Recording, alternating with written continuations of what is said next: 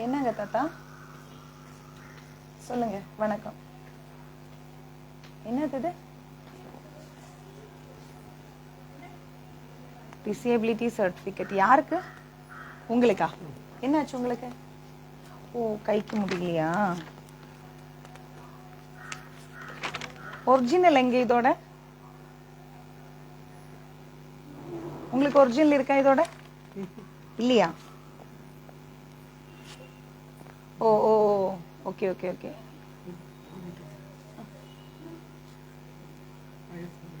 வாயை திறக்க முடியலையா? எங்க உங்க வீடு? சாப்பிட்டீங்களா நீங்க? தோசை போட்டு கொடுக்கவா? ஒரு டீ போட்டு கொடுக்கவா? ஒரு சாய் இட்டு கொடுக்க போல.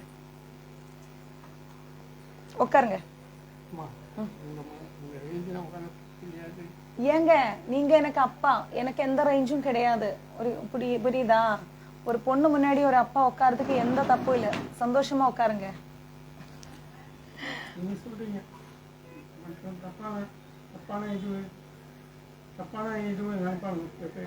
யாரு எந்த தப்பு நினைச்சாலும் சரி, ஏன் முன்னாடி உட்கார முடியுமான்னு கேட்காதீங்க. நீங்க எனக்கு அப்பா, அப்பா மாதிரி. புரியுதா? സന്തോഷങ്ക. ഷെയ്ക്കാൻഡ് തന്നതാ. ദിവ്യ അവിടുന്ന് ഒരു 200 രൂപ എടുത്തു കൊടുക്കും. ആമാ മാങ്ക ഒരു ചായ ഇട്ട് കൊടുത്ത അമ്മ പറഞ്ഞിട്ടുണ്ട്. நான் இங்க ட்ரஸ்டோட பேரு எழுதுறேன், குருவாயூர் மஞ்சுதீஸ்னு. ஓகேவா? நான் என் பேர்ல கொடுக்கல, ட்ரஸ்ட் பேர்ல தான் எப்பவுமே கொடுக்கும். சரியா? 20 வருஷம் ஆகுதா? நான் இங்க இல்லையே, நான் கேரள. அப்போ நான் குழந்தைன்னு சொல்றேன். சரி, ஓகேங்க. நாங்க 200 ரூபாய் வச்சுக்கோ, ஒரு டீ குடிச்சுக்கோ. தோசை ஏதாவது வேணுமா உங்களுக்கு? சொன்னது போதுமா, ரொம்ப நன்றி. வீடங்க? ஓ, எல்லாம் போயிருச்சு. சுனாமி வந்துட்டு.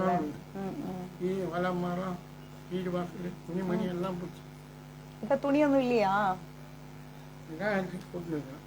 இவ்வளவுதான் இருக்கா?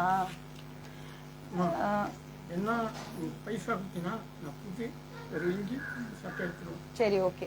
நான்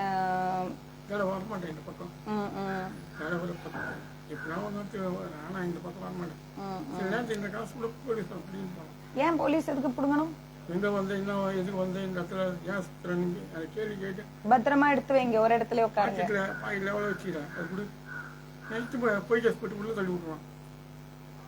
அப்ப ஏதாவது ஒரு இடத்துல படுத்துக்கோங்க. சரியா? நைட் எல்லாம் எல்லா இடத்துலயும் போகாதீங்க. அங்க எங்காச்சும் போய் பத்திரமா சேஃபா உட்காந்துக்கோங்க. சரியா? டீ குடிச்சுக்கோங்க. தண்ணி பாட்டில் வச்சிருக்கா நீங்க? ஒரு வாட்டர் பாட்டில் எடுத்துடுமா? இல்ல இருக்கு தண்ணி பாட்டில். இல்ல, நீங்க கடையில போய் தண்ணி பாட்டில் வாங்க வேண்டாம், இங்க ஒரு தண்ணி பாட்டில் எடுத்துக்கோங்க. ஜூஸ் வாங்கி சாப்பிடுவா? சரி, இது வேணும்னா வச்சுக்கோங்க வெயில்ல. இந்தாங்க ஒரு தண்ணி பாட்டில், நாங்க வெளியில குடுக்கற தண்ணி இது, நீங்க குடிச்சுக்கோங்க. சரியா? தானம் கொடுக்கறது அது தண்ணி பாட்டில். நான் கூட வீட்டுல வந்து பசியா இருந்தா கையில இருக்க காசு எடுத்து காசு கொடுக்க மாட்டேன். டிஃபனே தான் சாப்பாடு இல்லை, டிஃபனே தான் வாங்கி கொடுத்துருவோம். அது அந்த அளவுக்கு நான் இது பண்ணுவேன். நான் பைசா கொடுக்க மாட்டேன். ஒரு நாள் இங்கே செங்கல்பட்டு அண்ணாண்டு வந்தான், மதுரை இது மதுராந்தவன் வீட்டாண்ட வந்தான். அங்கே டிஃபனை வாங்கி கொடுத்து பஸ் ஏற்றி அனுப்பிச்சி விட்டேன். அப்போ வந்து பிபி 21 குடாஞ்சேரி வரைக்கும் வண்டியில் ஏற்றி விட்டேன். சரி, இப்போ டீ கொடுக்கும், டீ குடிச்சுக்கோங்க. தோசை வேண்டாம்ல? சொன்னது போதும். சரி. எனக்கு ஒரு பையன், ஒரே பையன்தான், அது போதுமே. ஐயோ, அதெல்லாம் நம்மளால இனி முடியாது. வேண்டாம் வேண்டாம், ஒரே பையன் போதும், பொண்ணெல்லாம் வேண்டாம். கல்யாணம் பண்ணி வைக்கிறதுக்கு நமக்கு வசதி இல்லையே. இருக்கிற ஒண்ணே நல்லா படிக்க வச்சு நல்லா அழகா லைஃப் கொடுக்க வேண்டியதான்.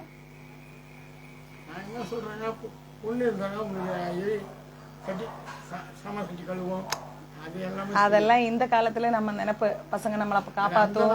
அந்த காலத்துலதான் பசங்க வந்து காப்பாத்துவோம். இந்த காலத்துல எல்லாம் பசங்களை பார்த்து நம்ம வாழ்ந்துறது வேஸ்ட். அப்படியெல்லாம் நினைக்கவே வேண்டாம். இந்த வயசு ஒரு பொண்ணு அட்டை பசங்க இப்போ வந்து நைட்டு ஃபுல்லாக கெஞ்சி அடிச்சு போட்டு. அதான் சொல்றது, தப்பா நடப்பாங்க பசங்க. நமக்கு இருக்கிறத ஒண்ணே நல்லா காப்பாத்தி நல்லா வாழ்க்கை வேண்டிய. தப்பா நினைக்கிறேன், நான் சொல்றது இல்ல, நீங்க சொல்றது கரெக்ட் தான். ஒட்ட பசங்க வீட்டை விட்டு வெளியே வரலாமா? கரெக்ட் தான், நைட்ல. ஆமா, என்ன ஒண்ணா ஆச்சுங்களா? ஆமா, தப்பான வழி போய் வகுத்துல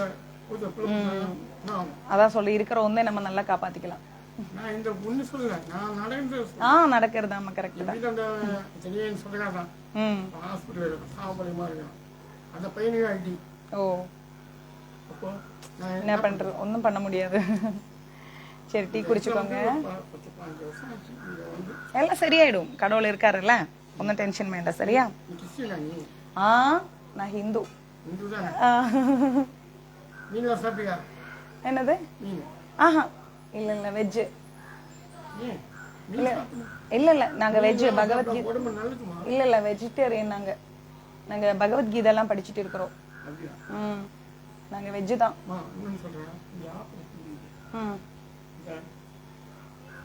அப்படி பண்ண முடியாதுல்ல, சிரிக்க முடியாது. போட்டோ பரவாயில்ல, என்ன பண்றது? ரொம்ப கஷ்டப்பட்டேன்.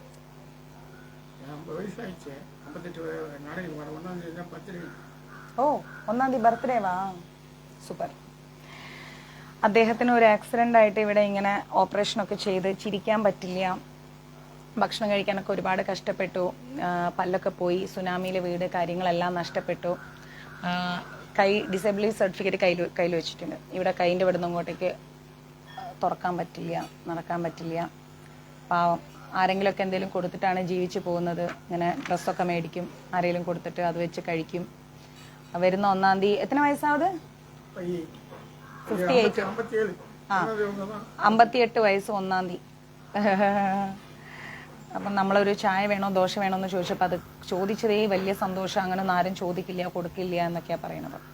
നമ്മുടെ വീട് തേടി ഒരാളൊരു ഭക്ഷണത്തിന് വന്നു കഴിഞ്ഞാൽ നമ്മൾ കൊടുക്കും. നമുക്കതിൽ യാതൊരു മടിയില്ല. അത് ആരായാലും ശരി, ചെറിയവനായാലും ശരി, വലിയവനായാലും ശരി. അപ്പോൾ ഇങ്ങനെ കൊടുക്കും. ഇരിക്കാൻ പറഞ്ഞാൽ അയ്യോ നിങ്ങളുടെ നിലയിൽ ഞാൻ എങ്ങനെ നിങ്ങളുടെ മുന്നിൽ ഇരിക്കുന്നു? ഞാൻ പറയും ഇവിടെ അങ്ങനെയൊന്നും ഇല്ല. ദിവ്യക്ക് ഷെയ്ക്കാൻ കൊടുക്കുന്നു. இல்ல இல்ல, நீங்க உட்காருங்க, ஒன்றும் பிரச்சனை இல்லை. அவங்க தங்கச்சி உள்ள போடணும்னு செயின்.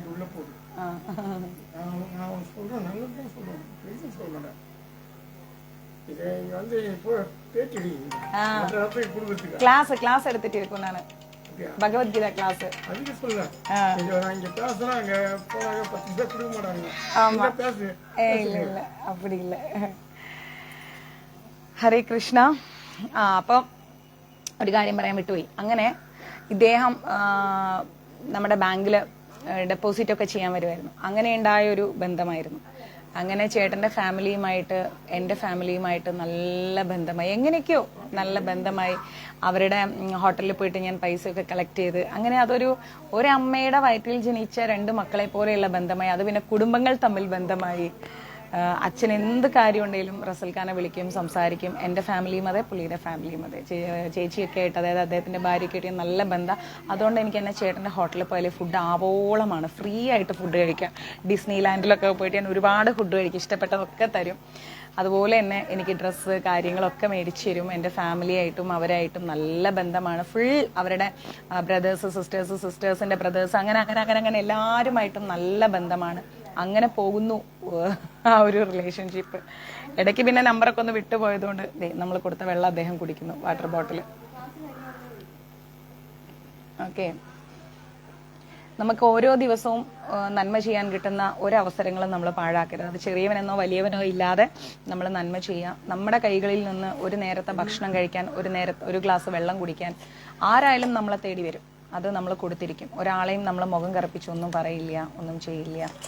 നമുക്ക് നന്മ ചെയ്യാൻ കിട്ടുന്ന അവസരങ്ങൾ നമ്മൾ ചെയ്യുക. ആ ജീവാത്മാവ് എന്ന ആ ഒരൊറ്റ ബോധം മതി. അല്ലാതെ നമ്മൾ ഒരിക്കലും അത് ഒരു ഈ പൊസിഷനിലുള്ളത് അങ്ങനെയുള്ളത് അങ്ങനെയൊന്നും നോക്കണ്ട. ഒരു ജീവാത്മാവിനോട് നമ്മൾ കാണിക്കുന്ന കാരുണ്യം അത്രയും മതി. അങ്ങേ വെച്ചുക്കോങ്ക. ഇനി ഒന്ന് കൊടുക്കവാ കയ്യിൽ കൊണ്ട് പോறதுக்கு. ആ ഒരു ബോട്ടിൽ വെള്ളം മുഴുവൻ പാവം കുടിച്ചു. അത് നിങ്ങൾ ആരോ കോൺട്രിബ്യൂട്ട് ചെയ്താണ്. എനിക്ക് ആരാ കോൺട്രിബ്യൂട്ട് ചെയ്തതെന്നൊന്നും അറിയില്ല. നിങ്ങൾ ആരോ കോൺട്രിബ്യൂട്ട് ചെയ്ത കേസ് കണക്കിന് വെള്ളം ഞാൻ ഇവിടെ കൊണ്ടുവന്ന് വെക്കാറുണ്ട് പുറത്ത് ഫുഡിന് കൊടുക്കാൻ. അതിൽ നിന്നാണ് എടുത്തു കൊടുത്തത്. ഓക്കെ, എനിവേ നമുക്ക് ക്ലാസ് സ്റ്റാർട്ട് ചെയ്യാം. ഭഗവത്ഗീത യഥാരൂപത്തിൽ അധ്യായം 4 35 ശ്ലോകത്തിലേക്കാണ് നമ്മൾ പോകുന്നത്.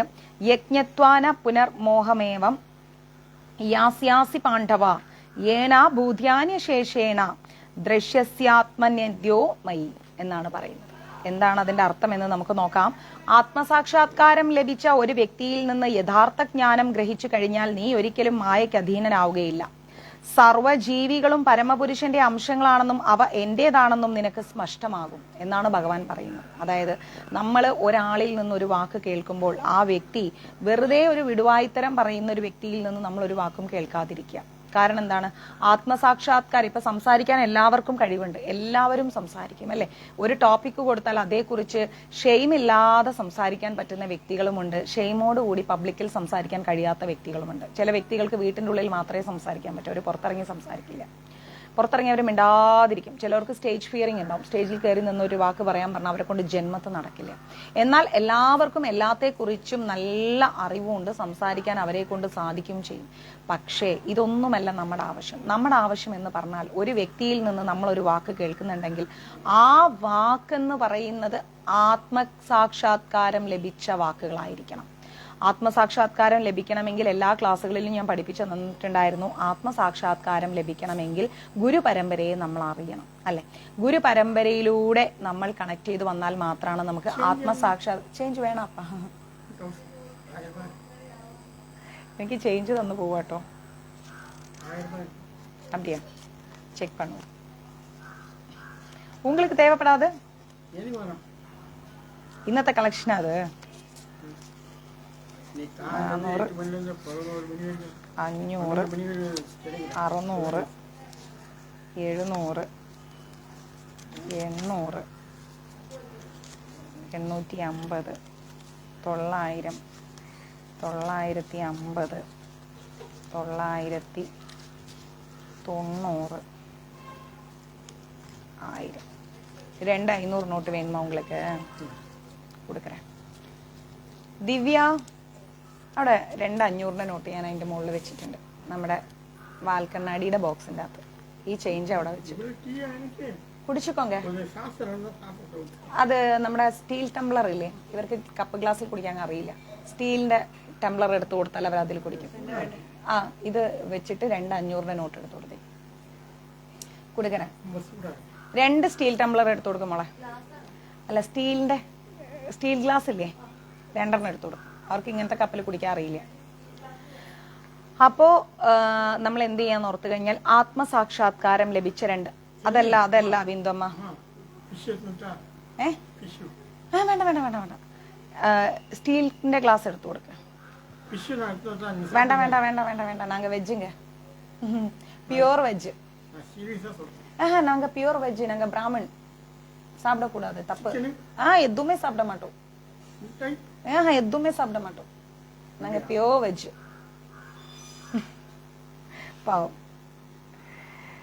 അപ്പോ എന്താ പറയുന്ന വെച്ച് കഴിഞ്ഞാല്, ഇതല്ലപ്പാ സ്റ്റീലിന്റെ ഞാൻ കാപ്പി ഇങ്ങനെ ആറ്റുന്ന ടംബ്ലർ ഇല്ലേ, 2 ഉണ്ടാവുമല്ലോ. ആണോ? 500 ഉള്ളൂ. എന്റെ ബാഗിലും ഒന്നുമില്ല. അമ്മയുടെ കയ്യിലുണ്ടോ ചോദിച്ചു. അപ്പോ നമ്മൾ ആത്മസാക്ഷാത്കാരം ലഭിച്ച വ്യക്തികളുടെ വാക്കുകൾ എന്ന് പറയുന്നത് എപ്പോഴും ഗുരുപരമ്പരയുമായിട്ട്, രാജേട്ടാ നമസ്കാരം, ഗുരുശിഷ്യ പരമ്പരയുമായിട്ട് കണക്ട് ചെയ്തതായിരിക്കും. അവർക്ക് എപ്പോഴും ഭഗവാനുമായിട്ട് ഒരു കണക്ഷൻ ഉണ്ടായിക്കൊണ്ടേയിരിക്കും. മനസ്സിലായില്ലേ? അവരൊരിക്കും എന്റെ ഗുരുവായൂരപ്പ, ഞാൻ അവിടെ 2 സ്റ്റീലിന്റെ ഗ്ലാസ് അറിയില്ലേ, ഞാൻ കാപ്പി ആറ്റുന്ന ഗ്ലാസ്, അതെടുത്തിട്ട് വരൂ. എന്തിവരും നീ വീട്ടിലല്ലേ താമസിക്കണേ? ബിന്ദു അമ്മയുടെ ഒരു കാര്യം.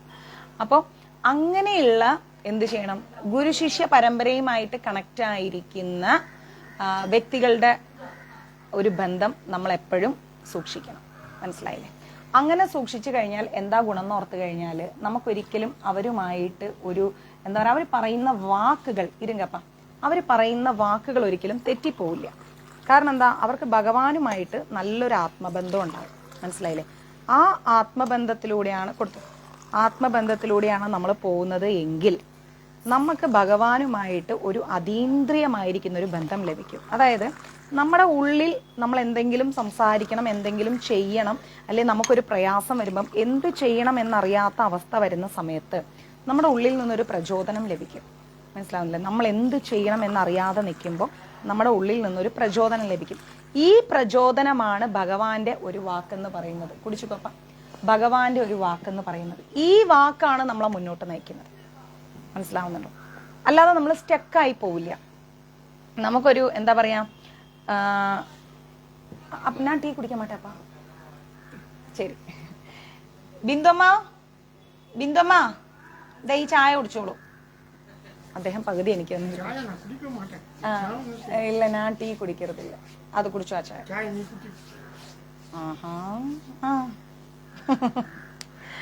അപ്പോ നമ്മുടെ ജീവിതത്തിൽ നമ്മൾ സ്റ്റക്കായി നിൽക്കുന്ന സമയത്താണ് നമുക്ക് ഈശ്വരന്റെ ഒരു കൃപാകടാക്ഷം ആവശ്യമുള്ളത്, അല്ലെ? നമ്മൾ എന്ത് ചെയ്യണം മുന്നോട്ട് എന്ന് അറിയാത്ത ഒരവസ്ഥ എല്ലാവർക്കും ജീവിതത്തിൽ വരും. എനിക്കും വരും, നിങ്ങൾക്കും വരും.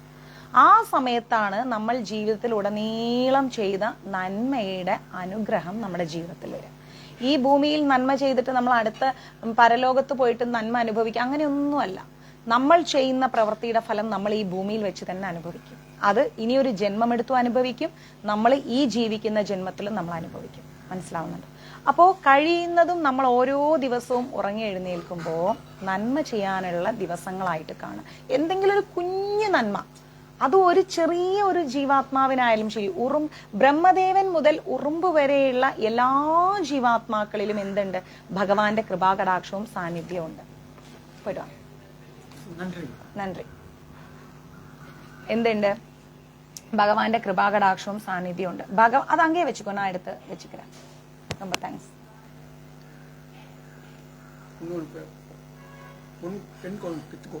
சரி சரி பாப்போம். +2. 12 வயசு கிடையாது, 18 வயசு. அப்ப வேண்டாம், ஒன்னும் வேண்டாங்க, ஒன்னும் வேண்டாம், அதுவே போதும். இல்ல இல்ல வேண்டாம் வேண்டாம், அதுவே போதும்.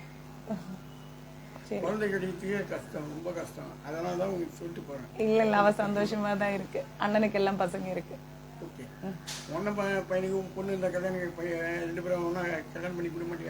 அதெல்லாம் ஒன்றும் பிரச்சனை இல்லை.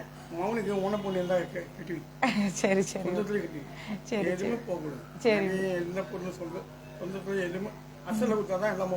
சரி ஓகேங்க. சரி பாய்.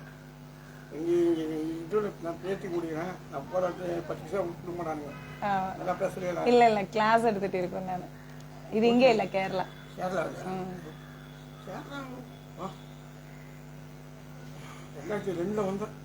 ஒரு பையன் காணாந்துச்சு, கேரளாலாம் ஒன்று, பெங்களூர் கேரளா எல்லாத்தையும் தமிழ் அங்கே சுற்றி தான் அதுக்கெல்லாம் ட்ரெயினை பற்றி ஊட்டுவாங்க.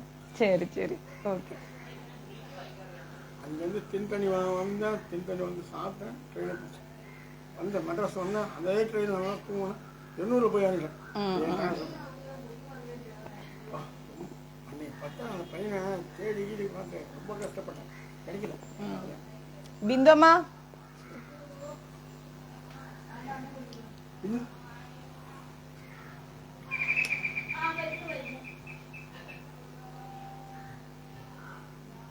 பணம் சரி.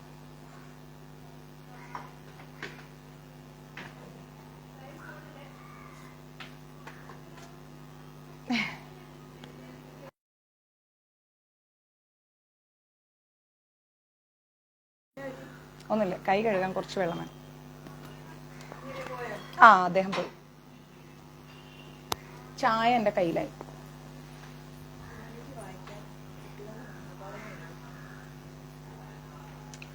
ഒരു മിനിറ്റ് കേട്ടോ. പാവം, അത് ചായ ഉണ്ട് എൻ്റെ കയ്യിൽ. അത് ഭഗവത്ഗീതയിലായ കറ പിടിക്കും ആ പേപ്പറിൽ.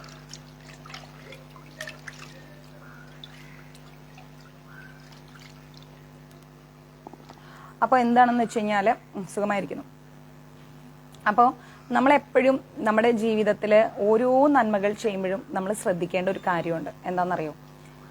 ഞാൻ എത്രയോ നന്മ ചെയ്യുന്നു, എന്നിട്ട് എനിക്ക് അതിൻ്റെ യാതൊരുവിധ ഫലങ്ങളും ലഭിക്കുന്നില്ല. ഞാൻ എപ്പോഴും ഭഗവാനെ പ്രാർത്ഥിക്കുന്നു, എന്നിട്ടും എനിക്ക് അതിൻ്റെതായ ഒരു ഫലങ്ങളും ലഭിക്കുന്നില്ല. ഇങ്ങനെയുള്ള ചിന്തകളൊന്നും വേണ്ട. നമ്മൾ ജീവിതത്തിൽ വഴിമുട്ടി നിൽക്കുന്ന സാഹചര്യത്തിൽ നമുക്ക് ഭഗവാൻ കണ്ണു തുറക്കും. അത് ഈശ്വരന്റെ ഒരു കൃപാകടാക്ഷമാണ്. അദ്ദേഹം പ്രവർത്തിക്കേണ്ട സമയത്ത് കൃത്യമായിട്ട് പ്രവർത്തിക്കും. നമ്മൾ ചെയ്തു പോകേണ്ട കാര്യങ്ങൾ കൃത്യമായിട്ട് ചെയ്തു പോവാം. ഇത്രയും നമ്മുടെ ജീവിതത്തിൽ നമ്മൾ ആലോചിക്കേണ്ട കാര്യമുള്ളൂ. ഓക്കെ, അപ്പൊ ഇവിടെ പറയുന്നതെന്ന് വെച്ച് കഴിഞ്ഞാൽ ആത്മസാക്ഷാത്കാരം ലഭിച്ച ഒരു വ്യക്തിയിൽ നിന്ന് യഥാർത്ഥ ജ്ഞാനം ഗ്രഹിച്ചാൽ, എന്താണ് ഈശ്വരൻ, എന്താണ് ഗുരു, എന്താണ് അച്ഛനമ്മമാർ, എന്താണ് സൗഹൃദ ബന്ധങ്ങൾ, അങ്ങനെയുള്ള ഒരു യഥാർത്ഥ അറിവ് നമുക്ക് ലഭിച്ചാൽ ഒരിക്കലും നമ്മൾ മായയിൽ അടിമപ്പെടില്ല. ഒരിക്കലും അടിമപ്പെടില്ല. അതേസമയം യഥാർത്ഥ ജ്ഞാനം ലഭിച്ചില്ലെങ്കിലാണ് നമ്മൾ മായയിൽ പെട്ടുപോവുക. മനസ്സിലാവുന്നുണ്ടോ? സർവജീവികളും പരമപുരുഷന്റെ അംശങ്ങളാണെന്നും നമുക്ക് സ്പഷ്ടമാക്കി കിട്ടും. ഞാൻ പറഞ്ഞേ, ബ്രഹ്മദേവൻ മുതൽ ഉറുമ്പ് വരെയുള്ള എല്ലാ ജീവാത്മാക്കളിലും ആരുണ്ട്? ഈശ്വരനുണ്ട്. ശ്രീമദ് ഭാഗവതത്തിൽ പറയുന്നു, ഒരു ജീവാത്മാവും സ്വതന്ത്രരല്ല. അറിയാമോ? ഞാനും നിങ്ങളും ആരും സ്വതന്ത്രരല്ല. ഇപ്പോഴത്തെ കാലത്തെ കുട്ടികൾ പറയാറുണ്ട്, എനിക്ക് എൻ്റെ വഴി, നിനക്ക് നിന്റെ വഴി. ഇതൊക്കെ വെറും തോന്നലാണ്. ഒരു വഴിയില്ല, ഒരൊറ്റ വഴിയുള്ളൂ, ഈശ്വരനിലേക്കുള്ള വഴി. മനസ്സിലാവുന്നുണ്ടോ? ഒരൊറ്റ വഴിയുള്ളൂ, ഈശ്വരനിലേക്കുള്ള വഴി. കാരണം ബ്രഹ്മദേവനാണ് സൃഷ്ടികർത്താവ് എന്നുള്ള കാര്യം നമുക്കറിയാം. അപ്പൊ ബ്രഹ്മദേവനെ സൃഷ്ടിച്ചതാര്? ആ ചോദ്യം നമുക്ക് വേണം. അപ്പൊ ബ്രഹ്മദേവനെ സൃഷ്ടിച്ച കൃഷ്ണന് അധീനനായിക്കൊണ്ടാണ് ബ്രഹ്മദേവൻ മുന്നോട്ട് പോകുന്നത്. ഇപ്പോ സൂര്യന് ചുറ്റും ഗ്രഹങ്ങളുണ്ട്. ഈ സൂര്യനെ ആര് സൃഷ്ടിച്ചു? അത് ജ്യോതിഷ പണ്ഡിതന്മാർക്ക് കണ്ടെത്താൻ പറ്റാത്തൊരു കാര്യമാണ്, അല്ലെ? ഈ സൂര്യനെ ആര് സൃഷ്ടിച്ചു? അത് ചിന്തിക്കണം. സൂര്യനെ സൃഷ്ടിച്ചത് ഭഗവാനാണ്. ഭഗവാന് അധീനനായിക്കൊണ്ടാണ് സൂര്യദേവൻ പോലും കാലചക്രം തിരിച്ചുകൊണ്ടിരിക്കുന്നത്. അത് നമ്മൾ മനസ്സിലാക്കണം. അങ്ങനെ പോകുന്ന ഈ കാലചക്രത്തിൽ ഒരാളും സ്വതന്ത്രരല്ല. എല്ലാവരും ഭഗവാനുമായിട്ട് കണക്റ്റ് ആണ്. ഭാഗവതം എടുക്കുമ്പോൾ ഞാനത് പറഞ്ഞുതരാം. കാരണം എന്താന്ന് വെച്ച് കഴിഞ്ഞാല് നമ്മൾ മനസ്സിലാക്കണം, എല്ലാ ജീവാത്മാക്കളും, ഇപ്പം ഞാൻ സൃഷ്ടിച്ച, അല്ലെങ്കിൽ എൻ്റെ അച്ഛൻ എന്നെ സൃഷ്ടിച്ചു, അല്ലെ? അപ്പൊ എൻ്റെ അച്ഛൻ അറിയാം എൻ്റെ കാര്യങ്ങൾ, എൻ്റെ പോക്ക് വരവുകൾ, കാര്യങ്ങളെല്ലാം എൻ്റെ അച്ഛൻ അറിയാം. കാരണം എന്താ? അവിടെ ആ ഒരു കണക്ഷൻ ഉണ്ട്. ആ കണക്ഷൻ ഒരിക്കലും ഡിസ്കണക്ട് ചെയ്ത് എനിക്ക് മുന്നോട്ട് പോകാൻ കഴിയില്ല. അമ്മ ടേബിൾ തട്ടല്ലേ, മുന്നോട്ട് പോകാൻ കഴിയില്ല. അതേപോലെ കൃഷ്ണൻ സൃഷ്ടിച്ച സമസ്ത ജീവാത്മാക്കളും കൃഷ്ണന്റെ പരിധിയിലാണ് ഇരിക്കുന്നത്. അതുകൊണ്ട് ഒരാളും സ്വതന്ത്രരല്ല. ആരും അഹങ്കരിക്കണ്ട, ഞാൻ എൻ്റെ വഴിക്ക് പോകും, എനിക്ക് തോന്നിയ പോലെ പോകാൻ അറിയാം, ഞാൻ ചെയ്യും, ഞാൻ പറയുന്നൊക്കെ പറഞ്ഞു.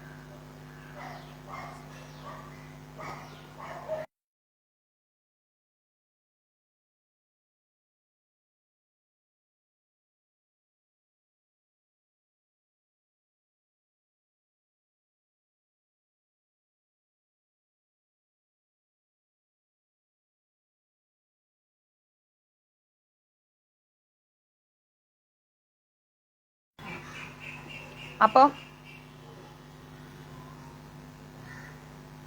സാരല്ല, എന്ത് ചെയ്യാൻ പറ്റും? നമ്മൾ ആരും ഒന്നും പറയാൻ പോണ്ട. ഹിന്ദുക്കൾ ആര് വേണേലും എന്ത് വേണേലും പറഞ്ഞോട്ടെ. നമ്മൾ ആരോടും പ്രതികാരം ചെയ്യാനും ചോദിക്കാനും വേണ്ട, പറയുന്നവർ പറയട്ടെ. അപ്പോൾ നമ്മൾ ആരും സ്വതന്ത്രരല്ല എന്ന് മനസ്സിലാക്കാം. എല്ലാവരും കൃഷ്ണന്റെ നിയന്ത്രണത്തിലാണ്.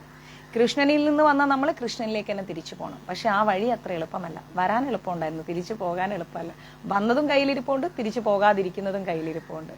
മനസ്സിലായില്ലേ? അപ്പൊ ഇവിടെ മായ എന്താണ്, ഭഗവാൻ എന്താണ് എന്നുള്ള കാര്യങ്ങൾ നമ്മൾ വ്യക്തമായി തിരിച്ചറിയാൻ ഏക വഴി എന്ന് പറയുന്നത് ആത്മസാക്ഷാത്കാരം ലഭിച്ച വ്യക്തികളിൽ നിന്ന് ജ്ഞാനം നേടുക. അല്ലാതെ വളാന്ന് പറയുന്ന കാര്യങ്ങളിൽ പോയി തലവെക്കാതിരിക്കുക. ഓക്കെ? ആത്മസാക്ഷാത്കാരം സിദ്ധിച്ച സത്യദർശിയായ ഗുരുവിൽ നിന്ന് അറിവ് നേടുന്നതിന്റെ ഫലം സമസ്ത ഭൂതജാലങ്ങളും കൃഷ്ണ ഭഗവാന്റെ വിഭിന്നാംശങ്ങളാണെന്ന ബോധമുദിക്കലാണ്. എന്താ പറയുന്നത്? ആത്മസാക്ഷാത്കാരം ലഭിച്ച സത്യദർശിയായ ഗുരുവിൽ നിന്ന്, ആത്മസാക്ഷാത്കാരം ലഭിച്ച സത്യത്തെ അറിഞ്ഞ ഗുരുവിൽ നിന്ന് അറിവ് നേടുന്നതിന്റെ ഫലം എന്താണെന്നറിയോ? എല്ലാ ജീവജാലങ്ങളും ഭഗവാൻ കൃഷ്ണന്റെ അംശങ്ങളാണ് എന്ന ബോധം നമ്മളെ ഉള്ളിൽ കൊണ്ടുവരും. അതാണ് ഞാൻ കുറച്ചു മുമ്പേ പറഞ്ഞത്. എല്ലാ ജീവാത്മാക്കളും ഭഗവാൻ കൃഷ്ണന്റെ അംശങ്ങളാണ് എന്ന ഒരു നല്ല ബോധം അപ്പൊ നമുക്ക് ആരോടും ദേഷ്യം ഉണ്ടാവില്ല, ആരോടും വാശി ഉണ്ടാവില്ല. നമ്മൾ ഭഗവാനെ എന്തെങ്കിലും അനാവശ്യം പറയുമോ? ഭഗവാനെ വേദനിപ്പിക്കുകയോ? ഭഗവാനെ തിരിഞ്ഞു നോക്കാതിരിക്കുകയോ? ഒരിക്കലുമില്ല. ഭഗവാനെ സ്നേഹിക്കും, ഭഗവാന് വേണ്ടി നമ്മൾ എന്തും ചെയ്യും, അല്ലേ? ഭഗവാനെ നമ്മൾ ആദരിക്കും, ഭഗവാനെ നമ്മൾ ബഹുമാനിക്കും. അപ്പൊ ഭഗവാനെ അത്രത്തോളം കാണുന്നുണ്ടെങ്കിൽ ഭഗവാനിൽ നിന്ന് വന്ന അംശങ്ങളെയും നമ്മൾ അതുപോലെ കാണണം. ഭഗവാനിൽ നിന്ന് വന്ന അംശങ്ങളും വ്യത്യസ്തമല്ല. ഇപ്പോ ഭാഗവതത്തിൽ പറയുന്ന ഒരു ഇതുണ്ട്, എന്താണ്, ഒരു ഭാഗമുണ്ട്. നമ്മളെ ഭാഗവതം ഒന്ന് എടുത്തരോ, ഞാൻ അതും കൂടെ വെച്ച് പറഞ്ഞുതരാം, അപ്പൊ പെട്ടെന്ന് ക്ലിയർ ആവും. എങ്ങനെയും നിങ്ങൾക്ക് ഭാഗവതം കേൾക്കുമല്ലേ നിങ്ങൾ? നമ്മുടെ ക്ലാസ് ബോറടിക്കുന്നില്ലല്ലോ. ഇത് ക്ലാസ് അല്ല, ഒരു സെഷനാണ്. ഓക്കെ, ക്ലാസ് ആയിട്ട് കാണണ്ട. ഭാഗവതത്തിൽ കൃത്യമായി പറയുന്ന ഒരു കാര്യമുണ്ട്, അത് ഞാൻ വായിച്ചു കേൾപ്പിച്ചാൽ നിങ്ങൾക്ക് മനസ്സിലാവും. ശ്രീമദ് ഭാഗവതത്തിലുണ്ട്,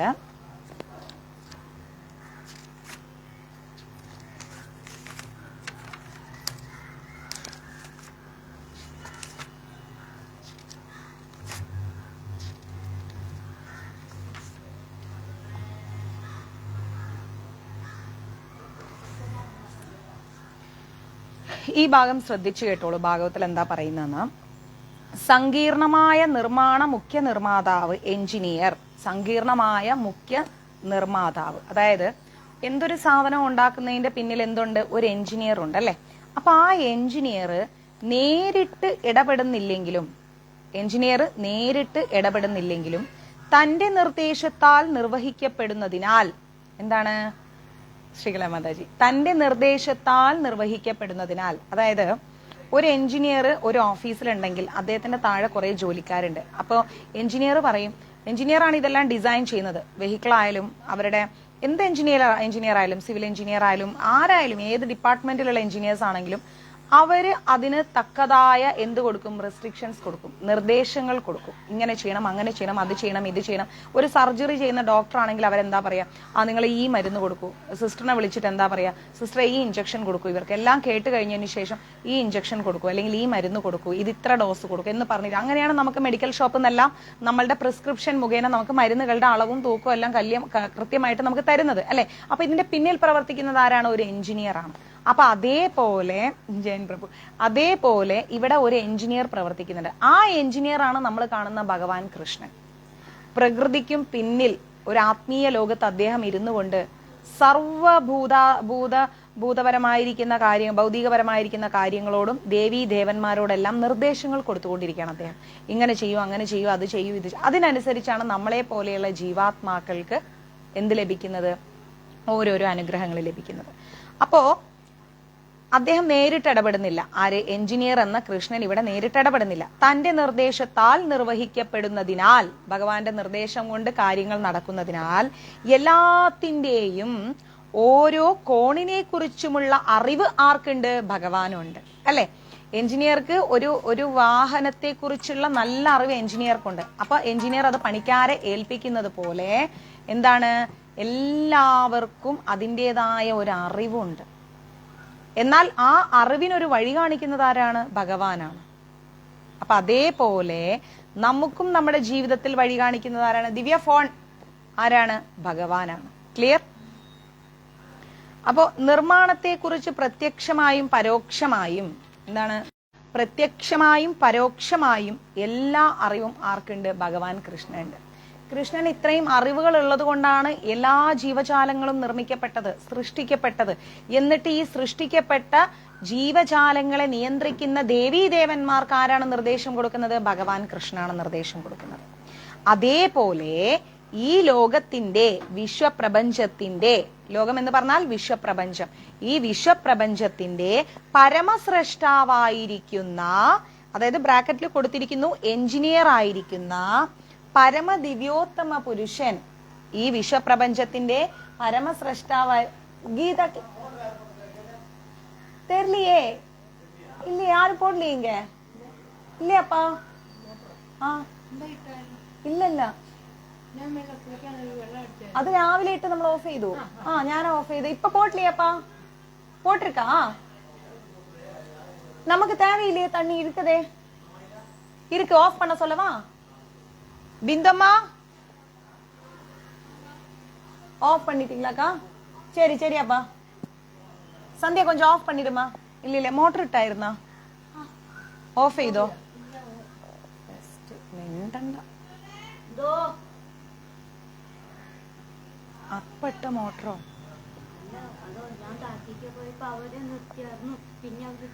ആരിട്ടു? മിണ്ടാണ്ടെന്നോ? അവിടെ സരസ്വതി ഇല്ല കേട്ടോ.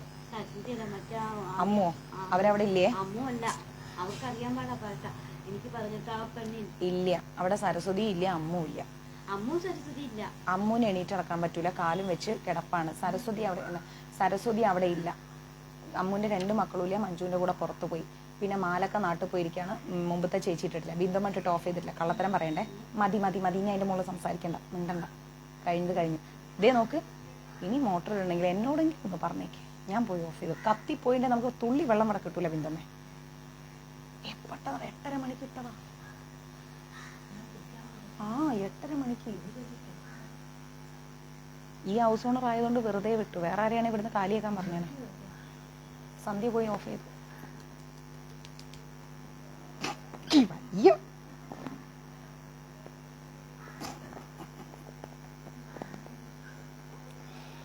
മൂന്ന് മോട്ടർ ഇട്ടാ വെള്ളം എടുക്കുന്നത്. കത്തിപ്പോയിന്റെ തീർന്നു. മിണ്ടണ്ട രമണം പ്രഭു, ഒന്നും പറയണ്ട. നിർമ്മാണത്തെ കുറിച്ച് നമുക്ക് എന്താന്ന് വെച്ച് കഴിഞ്ഞാല്, ഈ ലോകം സൃഷ്ടിച്ച ഭഗവാന് നിർമ്മാണത്തെ കുറിച്ച് എന്താ പറയാ? അയ്യോ ഇതിവിടെ സ്ഥിര ഏർപ്പാടാ ഇട്ടിട്ട് ഓഫ് ചെയ്യാതെ പോയി. ഇടുന്നതും നമ്മളറിയില്ല, ഓഫ് ചെയ്യുന്നതും നമ്മളറിയില്ല.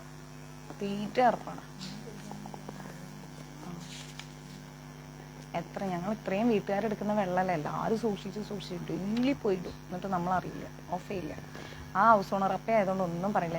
മോളെ മോട്ടർ ഇട്ടിരുന്നു, ഓഫ് ചെയ്തിട്ടില്ല. ആ ഹൗസ് ഓണർ അപ്പ ആയതുകൊണ്ട്. വേറെ ആരെയാണെങ്കിൽ തീർന്നു. ദിവ്യയുടെ അമ്മയെ കാണിച്ചു തരുമെന്ന്. ദിവ്യനോടും പറഞ്ഞില്ല എന്ന് മെസ്സേജ് ഇട്ടിരിക്കുന്നു. മോട്ടർ ഇട്ടത് ദിവ്യ അറിയില്ല, ആരും അറിയില്ല. എന്നോടും പറഞ്ഞിട്ടില്ല, ദിവ്യനോടും പറഞ്ഞില്ല, ആരോടും പറഞ്ഞില്ല. എന്താ പറയാ?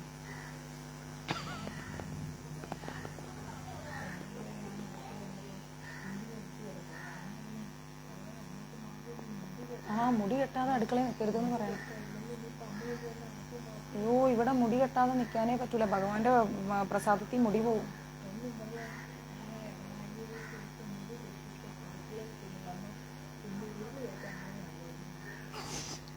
അതങ്ങനെയാണ്. നമുക്ക് കേരളത്തിൽ കുഴപ്പമില്ല, കേരളത്തിൽ വെള്ളം കിട്ടും. ഇവിടെ ഞങ്ങൾക്ക് വെള്ളമില്ല, ഭയങ്കര പ്രശ്നമാണ് വെള്ളത്തിന്. ഞങ്ങളിങ്ങനെ ഒരു 6-7 വീട്ടുകാർ എന്തൊക്കെയോ കാണിച്ചിട്ടാണ് അഡ്ജസ്റ്റ് ചെയ്ത് പോകുന്നതേ. അപ്പം അതൊരു പ്രശ്നം. അതാണ്. പോട്ടെ, സാറില്ല, സംഭവിച്ചു, എന്ത് ചെയ്യാൻ പറ്റും. ആ അപ്പം ഒന്നും പറഞ്ഞില്ല. മോളെ ഒന്ന് ഓഫ് ചെയ്തേക്കുന്നത് മാത്രം പറഞ്ഞു. ആ മനുഷ്യനൊന്നും പറയില്ല. അമ്മേ സന്ധ്യ, പ്രിയേച്ചിയുടെ മോള്. അപ്പോൾ നമ്മൾ മനസ്സിലാക്കേണ്ടത് എന്താണെന്ന് വെച്ച് കഴിഞ്ഞാൽ, നിർമ്മാണത്തെക്കുറിച്ച് പ്രത്യക്ഷമായും പരോക്ഷമായും എല്ലാമായിട്ട് ആർക്കറിവുണ്ട്? ഭഗവാൻ അറിവുണ്ട്. അമ്മയ്ക്ക് എല്ലാവരും നമസ്കാരം പറയുന്നു. അതെ, അമ്മ നമസ്കാരം പറയുന്നു തിരിച്ച്. ഇവിടെ സുഖാണോ അമ്മയ്ക്ക്? അമ്മയുടെ വയറ് വലുതായോ?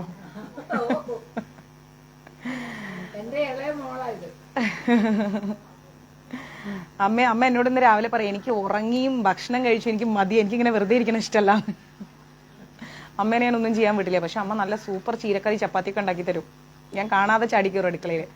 കിച്ചൂട്ടന്റെ കാര്യമെല്ലാം നോക്കും, കൃത്യമായിട്ട് നോക്കും. അപ്പം ഈ ലോകത്തിന്റെ നിർമ്മാണത്തെക്കുറിച്ച് പ്രത്യക്ഷമായും പരോക്ഷമായിട്ടും ആർക്കറിവുണ്ട്? ഭഗവാൻ കൃഷ്ണൻ അറിവുണ്ട്. ഓർമ്മക്കുറവ് നന്നായിട്ടുണ്ടല്ലോ, അതിനൊരു കുറവുമില്ല.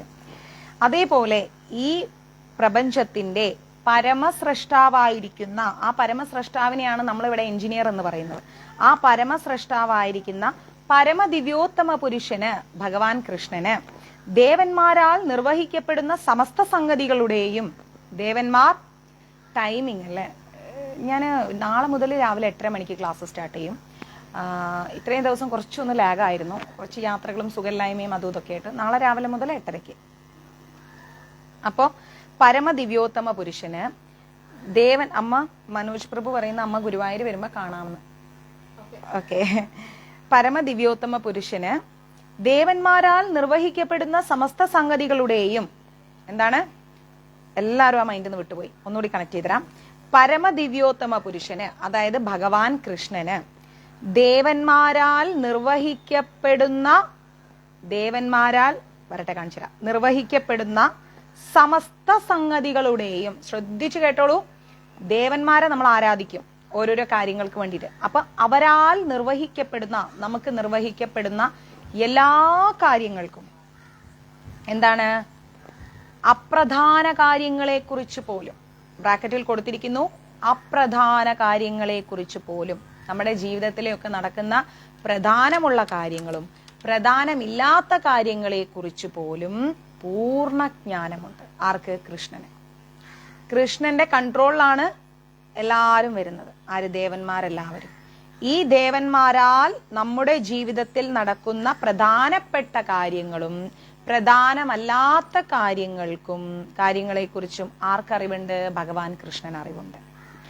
ഈ ഭൗതിക സൃഷ്ടിയിൽ ബ്രഹ്മാവ് മുതൽ നിസാര ഉറുമ്പ് വരെ ആരും സ്വതന്ത്രരല്ല. ശ്രീമദ് ഭാഗവതത്തിൽ പറയുന്നു, ഈ ഭൗതിക ലോകത്തിൽ ഭൗതിക സൃഷ്ടിയിൽ ബ്രഹ്മാവ് മുതൽ നിസാര ഉറുമ്പ് വരെ ആരും എന്തല്ല? സ്വതന്ത്രരല്ല. ഭഗവാന്റെ കരങ്ങൾ എവിടെയും കാണാൻ സാധിക്കും. ഓക്കെ, ഭഗവാന്റെ കരങ്ങൾ എല്ലായിടത്തും കാണാൻ സാധിക്കും.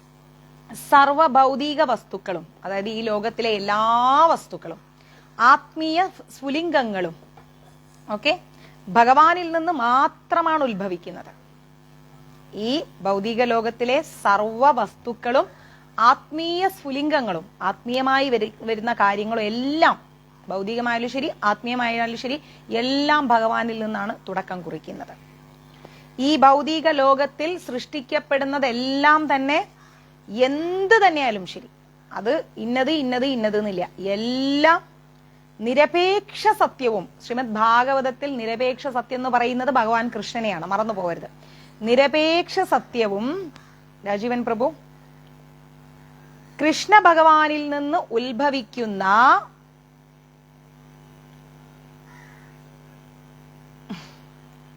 ജയകൃഷ്ണൻ പ്രഭുവിനെ സ്നേഹിക്കും ഭഗവാൻ. എന്താണ് ഉത്ഭവിക്കുന്ന? ശ്രദ്ധിക്കണം. നിരപേക്ഷ സത്യമായിരിക്കുന്ന ഭഗവാൻ പരമദിവ്യോത്തമ പുരുഷനുമായിരിക്കുന്ന ഭഗവാൻ കൃഷ്ണനിൽ നിന്നും ഉത്ഭവിക്കുന്ന, ഭഗവാൻ കൃഷ്ണനിൽ നിന്നും വരുന്ന ഇരുശക്തികളായ, ഭഗവാൻ കൃഷ്ണനിൽ നിന്ന് വരുന്ന ഇരുശക്തികളായ, അതായത് രണ്ട് ശക്തികൾ വരുന്നുണ്ട്. ഭൗതിക ആത്മീയ ശക്തികളുടെ രണ്ട് ശക്തികളുണ്ട്. എന്താ രണ്ട് ശക്തികൾ? ഭൗതിക ശക്തിയും ഭഗവാൻ കൃഷ്ണനിൽ നിന്ന് വരുന്നു, ആത്മീയ ശക്തിയും ഭഗവാൻ കൃഷ്ണനിൽ നിന്ന് വരുന്നു. ഇങ്ങനെ വരുന്ന രണ്ട് ശക്തികളും പരസ്പരം പ്രവർത്തന ഫലമാണ്. രണ്ടും പ്രവർത്തിക്കുന്നുണ്ട്. ഭൗതിക ശക്തിയും ഭഗവാൻ കൃഷ്ണനിൽ നിന്ന് വരുന്നു, ആത്മീയ ശക്തിയും ഭഗവാൻ കൃഷ്ണനിൽ നിന്ന് വരുന്നു.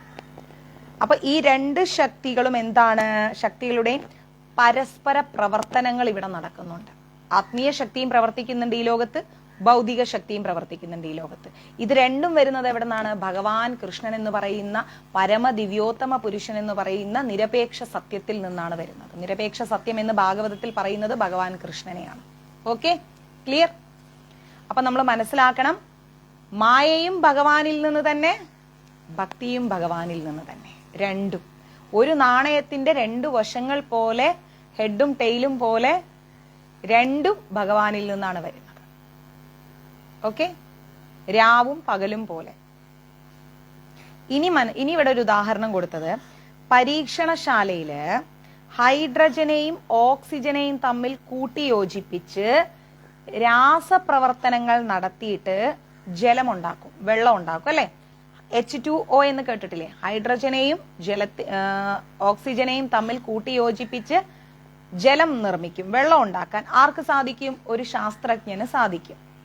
എന്നാൽ വാസ്തവത്തിൽ ശാസ്ത്രജ്ഞൻ എന്ന് നമ്മൾ പറയുന്ന ആ ജീവാത്മാവ്, ശാസ്ത്രജ്ഞനെന്ന് നമ്മൾ പറയുന്ന ആ ജീവാത്മാവ് പരീക്ഷണശാലയില് ഭഗവാന്റെ നിർദ്ദേശം അനുസരിച്ചാണ് പ്രവർത്തിക്കുന്നത്.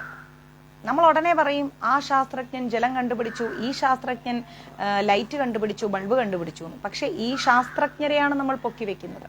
ഇതിന്റെ മുകളിൽ ഒരു ശാസ്ത്രജ്ഞനുണ്ട്, അതാണ് ഭഗവാൻ കൃഷ്ണൻ.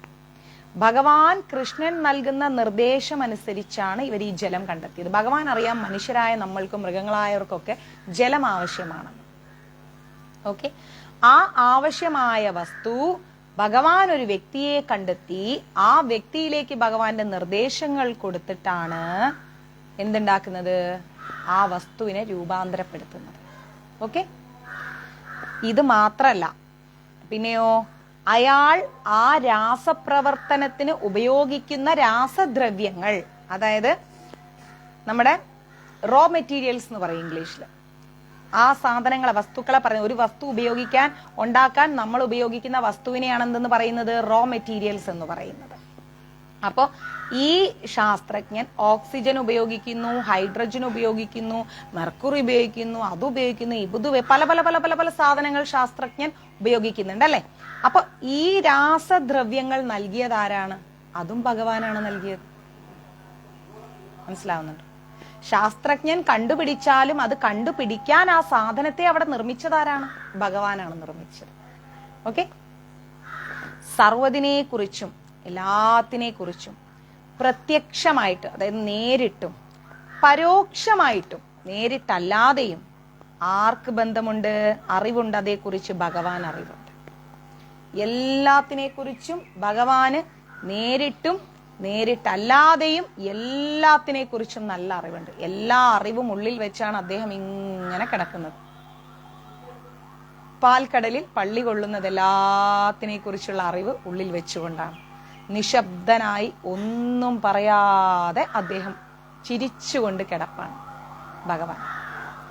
സർവ സൂക്ഷ്മ വിശദാംശങ്ങളെ കുറിച്ചും, അതായത് നമ്മളെ കണ്ണിൽ കാണാത്ത കുഞ്ഞു കുഞ്ഞു കുഞ്ഞു കുഞ്ഞു കുഞ്ഞു കാര്യങ്ങളെ കുറിച്ച് പോലും പൂർണാഭിജ്ഞനും സർവസ്വതന്ത്രനുമാണ് ഭഗവാൻ.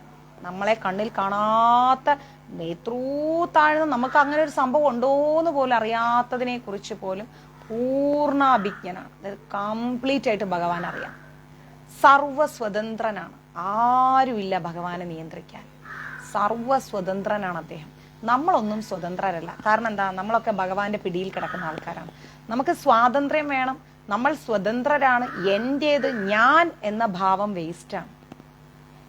നമുക്ക് ആ ചിന്തയൊന്നും വേണ്ട. നമ്മൾ ഭഗവാന്റെ കെട്ടുപാടിൽ കിടക്കുന്നവരാണ്. ഇന്ന് ഞാൻ ഇപ്പോൾ ഈ ഭാഗവതം എടുക്കണമെന്ന് ഞാൻ നിശ്ചയിച്ചിട്ടില്ല. ഭാഗവതം ഉള്ളിലിരിക്കുകയായിരുന്നു. ഗീതയാണ് ഞാൻ ഇവിടെ എടുത്തു വെച്ചത്. പക്ഷെ ഇത് ഞാൻ ഇവിടെ പറയണമെന്ന് തീരുമാനിച്ചത് ഭഗവാനാണ്. കാരണം എന്താ? ഭഗവാന് എന്താണോ ഞാൻ പറയണമെന്ന് ആഗ്രഹിക്കുന്നത് അത് ഭഗവാൻ പറയിപ്പിക്കും. അത് നിങ്ങൾ കേൾക്കണമെന്ന് ഭഗവാൻ ആഗ്രഹിച്ചത് കൊണ്ട്, നിങ്ങളും ഭഗവാനുമായിട്ടുള്ള കമ്മിറ്റ്മെന്റ് അത്. നിങ്ങളെ ഭഗവാൻ ഇഷ്ടമുള്ളതുകൊണ്ട്, നിങ്ങൾ ഇന്നിത് കേൾക്കണമെന്ന് ഭഗവാൻ ആഗ്രഹിച്ചത് കൊണ്ട് ഭഗവാൻ ഇതെന്നെ കൊണ്ട് പറയിച്ചു. മനസ്സിലാവുന്നു? അപ്പൊ എല്ലാത്തിനെ കുറിച്ചും വ്യക്തമായിരിക്കുന്ന കാഴ്ചപ്പാടും അറിവും ആർക്കുണ്ട്? ഭഗവാനുണ്ട്. ഭഗവാനെ സ്വർണഖനിയോട് ഉപമിപ്പിച്ചാൽ, സ്വർണഖനി അറിയില്ലേ? സ്വർണമല. അതിനോടുകൂടി ഭഗവാനെ ഒന്ന് ഉപമിച്ചു വെച്ചാൽ വിശ്വസൃഷ്ടിയെ സ്വർണത്തിൽ നിന്നും നിർമ്മിച്ച വിവിധ വ്യത്യസ്തങ്ങളായിരിക്കുന്ന വള, മോതിര, മാലം എന്നിവയോട് താരതമ്യപ്പെടുത്താണ്. അതായത് വിശ്വസൃഷ്ടി, ഈ ലോകത്തെ സൃഷ്ടിച്ച ഭഗവാനെ ഒരു വലിയ സ്വർണഖനിയോട് കൂടി ഭഗവാനെ നമ്മൾ താരതമ്യപ്പെടുത്തണം. അതായത് ഭഗവാൻ നിൽക്കുന്നു, ഈ ഭഗവാനെ നമ്മളൊരു സ്വർണഖനിയാക്കി, സ്വർണമലയാക്കി വെച്ചാല് ഈ സ്വർണഖനിയിൽ നിന്നെടുക്കുന്ന സ്വർണത്തിൽ നിന്നാണ് നമ്മൾ എന്തുണ്ടാക്കുന്നത്? മാല, വള, മോതിരം, കമ്മല് എല്ലാം ആ സ്വർണഖനിയിൽ നിന്നെടുക്കുന്ന സ്വർണത്തിൽ നിന്നാണ് ഉണ്ടാക്കുന്നത് അല്ലെ. സ്വർണമോതിരവും സ്വർണമാലയും ഒക്കെ ഗുണകരമായിട്ട്, നമ്മൾ സ്വർണമോതിരം ഉണ്ടാക്കിയാലും ശരി, സ്വർണം കൊണ്ട് മാല ഉണ്ടാക്കിയാലും എല്ലാം, അതെല്ലാം സ്വർണം തന്നെയാണ്. ആ സ്വർണം എവിടെന്നാണ് നമ്മൾ എടുക്കുന്നത്? സ്വർണഖനിയിൽ നിന്നാണ് നമ്മൾ എടുക്കുന്നത് അല്ലെ. അപ്പോ ഈ സ്വർണഖനിയിൽ നിന്ന് വ്യത്യസ്തമല്ല, ആണോ അല്ലേ? സ്വർണഖനിയിൽ നിന്ന് എടുക്കുന്ന സ്വർണം അത് വ്യത്യസ്തമാണോ അല്ലേ? ആലോചിച്ച് നോക്കൂ. സ്വർണഖനിയിൽ നിന്ന് നമ്മൾ സ്വർണം എടുത്തോണ്ട് വന്നു, അതിനെ നമ്മൾ ഉരുക്കി ഇടിച്ച് എന്തൊക്കെയോ ചെയ്ത് രാസവസ്തുക്കളെല്ലാം ആഡ് ചെയ്ത് മാലയും കമ്മലും ഒക്കെ മാറ്റി മാറ്റി. ഇതെന്താ? ഇത് കമ്മല്. അപ്പൊ ഈ കമ്മല് നമുക്ക് സ്വർണഖനിയിൽ നിന്ന് കിട്ടിയതാണോ? അതെ. അപ്പൊ അതും സ്വർണം, ഇതും സ്വർണം. ഇത് രണ്ടും ഒന്നാണോ? ഒന്നാണ്. എന്നാൽ ഒന്നല്ലേ? ഒന്നല്ല. കാരണം എന്താ? അത് സ്വർണഖനിയിൽ ഒരു സ്വർണം, ഇത് സ്വർണത്തിന്റെ മാല. ആ വ്യത്യാസമുണ്ട്. ക്ലിയർ? സ്വർണഖനിയിൽ നിന്നെടുത്ത സ്വർണവും സ്വർണം കൊണ്ടുണ്ടാക്കിയ ആഭരണവും തമ്മിൽ കാഴ്ചയിൽ വ്യത്യസ്തമാണ്, എന്നാൽ അതിന്റെ ഗുണത്തിൽ ഒന്നാണ്. ഗുണത്തിൽ അത് സ്വർണമാണ്, രണ്ടും സ്വർണമാണ്. കാഴ്ചയിൽ പ്രൊഡക്റ്റുകളുടെ വ്യത്യാസം നോക്കുമ്പോൾ രണ്ടും രണ്ടാണ്. ഓക്കെ? അപ്പൊ അതുപോലെ ഞാൻ വായിക്കാം ജയകൃഷ്ണൻ പ്രഭു. അപ്പൊ അതേപോലെ നിരപേക്ഷ സത്യം, അതായത് ഭഗവാൻ ഒരേ സമയം ഏകവുമാകുന്നു വിഭിന്നവുമാകുന്നു. നിരപേക്ഷ സത്യം ഏകവുമാകുന്നു വിഭിന്നവുമാകുന്നു. സ്വർണഖനിയും സ്വർണവും ഒന്നാണോന്ന് വെച്ചാൽ ഒന്നാണ്, രൂപത്തിൽ രണ്ടും രണ്ടാണ്. അതേപോലെ ഭഗവാനും ഭഗവാനിൽ നിന്ന് സൃഷ്ടിക്കപ്പെട്ടവരും ഒന്നാണോന്ന് ചോദിച്ചാൽ ഒന്നാണ്, ഒന്നല്ലേ എന്ന് ചോദിച്ചാൽ ഒന്നല്ല. ഓക്കെ? അപ്പോ നിരപേക്ഷ സത്യത്തിന് പൂർണ്ണമായിട്ട് സമമായിട്ട് യാതൊന്നുമില്ല. ഭഗവാന് സമമായിട്ട് ഒന്നുമില്ല, അത് ഭഗവാൻ മാത്രം. അതേസമയം നിരപേക്ഷ സത്യത്തിൽ നിന്നും സ്വതന്ത്രമായിട്ട് എന്തെങ്കിലും ഉണ്ടോ എന്ന് ചോദിച്ചാൽ ഒന്നും സ്വതന്ത്രമല്ല. സ്വർണഖനിയിൽ നിന്നെടുത്ത സ്വർണത്തിൽ നിന്ന് വ്യത്യാസമാണോ സ്വർണത്തിന്റെ ഓർണമെന്റ്സ്? അല്ല, രണ്ടും സ്വർണമാണ്. രൂപത്തിൽ രണ്ടും രണ്ടാണോ? രണ്ടാണ്. വരാഹി ദേവിയെ കുറിച്ചെല്ലാം പറയും, അത് ഇത് കഴിയട്ടെ. രണ്ടും രണ്ടാണ് അല്ലെ? അതേപോലെ നിരപേക്ഷ സത്യത്തിൽ നിന്നും സ്വതന്ത്രമായിട്ട് ഒന്നുമില്ല, എല്ലാം ഭഗവാനിൽ നിന്ന് സൃഷ്ടിക്കപ്പെട്ടവരാണ്. അവരെ ഒരിക്കലും ഭഗവാനിൽ നിന്ന് വ്യത്യസ്തമായി നമുക്കൊന്നും പറയാൻ കഴിയില്ല. അതുകൊണ്ട് ഭഗവാനിൽ നിന്ന് വന്ന നമ്മൾ ആരും ഭഗവാനിൽ നിന്ന് സ്വതന്ത്രരല്ല. നമ്മൾ ഭഗവാന്റെ കൺട്രോളിൽ ഇരിക്കുന്നവരാണ്. നമ്മൾ എന്ത് ചെയ്താലും അത് ഭഗവാന്റെ തീരുമാനത്തിനനുസരിച്ചാണ് ചെയ്യുന്നത്. പക്ഷെ നമ്മളുടെ ജീവിതത്തിൽ അബദ്ധങ്ങൾ സംഭവിക്കുമ്പോൾ അത് ഭഗവാന്റെ തീരുമാനമാണോ? അല്ല. കാരണം എന്താ? നമുക്ക് ഭഗവാൻ ചിന്തിക്കാനുള്ള കഴിവ് തന്നിട്ടുണ്ട്. നമ്മൾ അത് ചിന്തിച്ച് പ്രവർത്തിക്കുന്നുണ്ടോ? ഇല്ല. ഭഗവാൻ നമ്മളോട് പറയുന്നുണ്ട് എന്താണ്? എന്നിൽ നിന്നും നീ സ്വതന്ത്രനല്ല, എന്നിൽ നിന്നും നീ സ്വാതന്ത്ര്യം നേടിയവളല്ല. പക്ഷേ നീ എന്ത് ചെയ്യണം? എന്നെ സ്മരിക്കണം, എന്നെ പൂർണ്ണമായി അറിയണം. അതിന് നീ എന്ത് ചെയ്യണം? ആത്മസാക്ഷാത്കാരം ലഭിച്ച ഗുരുവിലേക്ക് വരണം. ആ ഗുരു പറയുന്ന വാക്കുകൾ നീ ശ്രദ്ധിക്കണം. അപ്പോൾ നീ മായയിൽ പെടില്ല. ഇതും ഭഗവാൻ പറയുന്നു.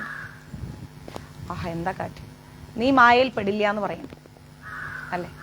ഇത് മായയിൽ പെടാൻ വേണ്ടി ഭഗവാനെ അറിയാതെ, ഭഗവാനെ ചിന്തിക്കാതെ, ആത്മസാക്ഷാത്കാരം കിട്ടിയ ഗുരുവിന്റെ അടുത്ത് പോകാതെ സ്വന്തം ഇഷ്ടം ചെയ്യുമ്പോൾ എന്താവും? മായയിൽ പോയി പെടും. അങ്ങനെ മായയിൽ പെട്ടിട്ട് എന്നിട്ട് ഭഗവാനെ വിളിച്ചിട്ട് എന്ത് കാര്യം? ഒരു കാര്യമില്ല. മായയിൽ പെടാതെ നോക്കണമെങ്കിൽ ആത്മസാക്ഷാത്കാരം ലഭിച്ച ഭഗവാനിലേക്ക് അടുക്കണം. ഗുരുവിലേക്ക് അടുക്കണം. തെറ്റിപ്പോയി, എന്നിട്ട് ആരൊന്നും വേണ്ടിയില്ല. ആത്മസാക്ഷാത്കാരം ലഭിച്ച ഗുരുവിലേക്ക് അടുക്കണം. അപ്പൊ എന്തായി? ആ ഗുരുവിലൂടെ നമുക്ക് ഭഗവാനെ കിട്ടും. ഭഗവാനെ കിട്ടിയാൽ നമ്മൾ മായയിൽ പെടില്ല. ഗീതയിൽ ഭഗവാൻ പറയുന്നു. ഇത് നമ്മൾ അതിലൊന്നും പോയി ഗുരുവിനെയും തേടൂല. ഏതെങ്കിലും ഒരാളെ കണ്ട അത് ഗുരുവാന്നും പറഞ്ഞെടുത്ത് തലയിൽ വെച്ച് അവസാനം നല്ല പണി കിട്ടിക്കഴിഞ്ഞാൽ തിരിച്ചു വരും. പിന്നെ ഈ തിരിച്ചു കിട്ടിയെടുത്തും നല്ല കുത്തിത്തിരിപ്പുണ്ടാക്കി വേറെ എങ്ങോട്ടേലും പോകും. പിന്നെ അവിടെയും കുത്തിത്തിരിപ്പുണ്ടാക്കി വേറെ എങ്ങോട്ടേലും പോകും. ഇങ്ങനെ തുമ്പി പറന്ന് നടക്കുന്ന പോലെ പറന്ന് നടക്കുക. അവസാനം ആർക്കാ നഷ്ടം? നമുക്ക് തന്നെയാ നഷ്ടം.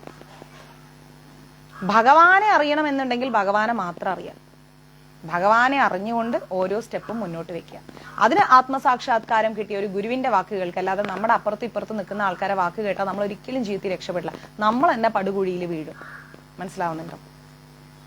പ്രപഞ്ച സൃഷ്ടാവായിരിക്കുന്ന ബ്രഹ്മദേവൻ മുതൽ നിസാര ഉറുമ്പ് വരെയുള്ള സർവബദ്ധാത്മാക്കളും സൃഷ്ടികർമ്മം നിർവഹിക്കുന്നുണ്ട് അല്ലെ? ബ്രഹ്മാവും സൃഷ്ടിക്കുന്നുണ്ട്.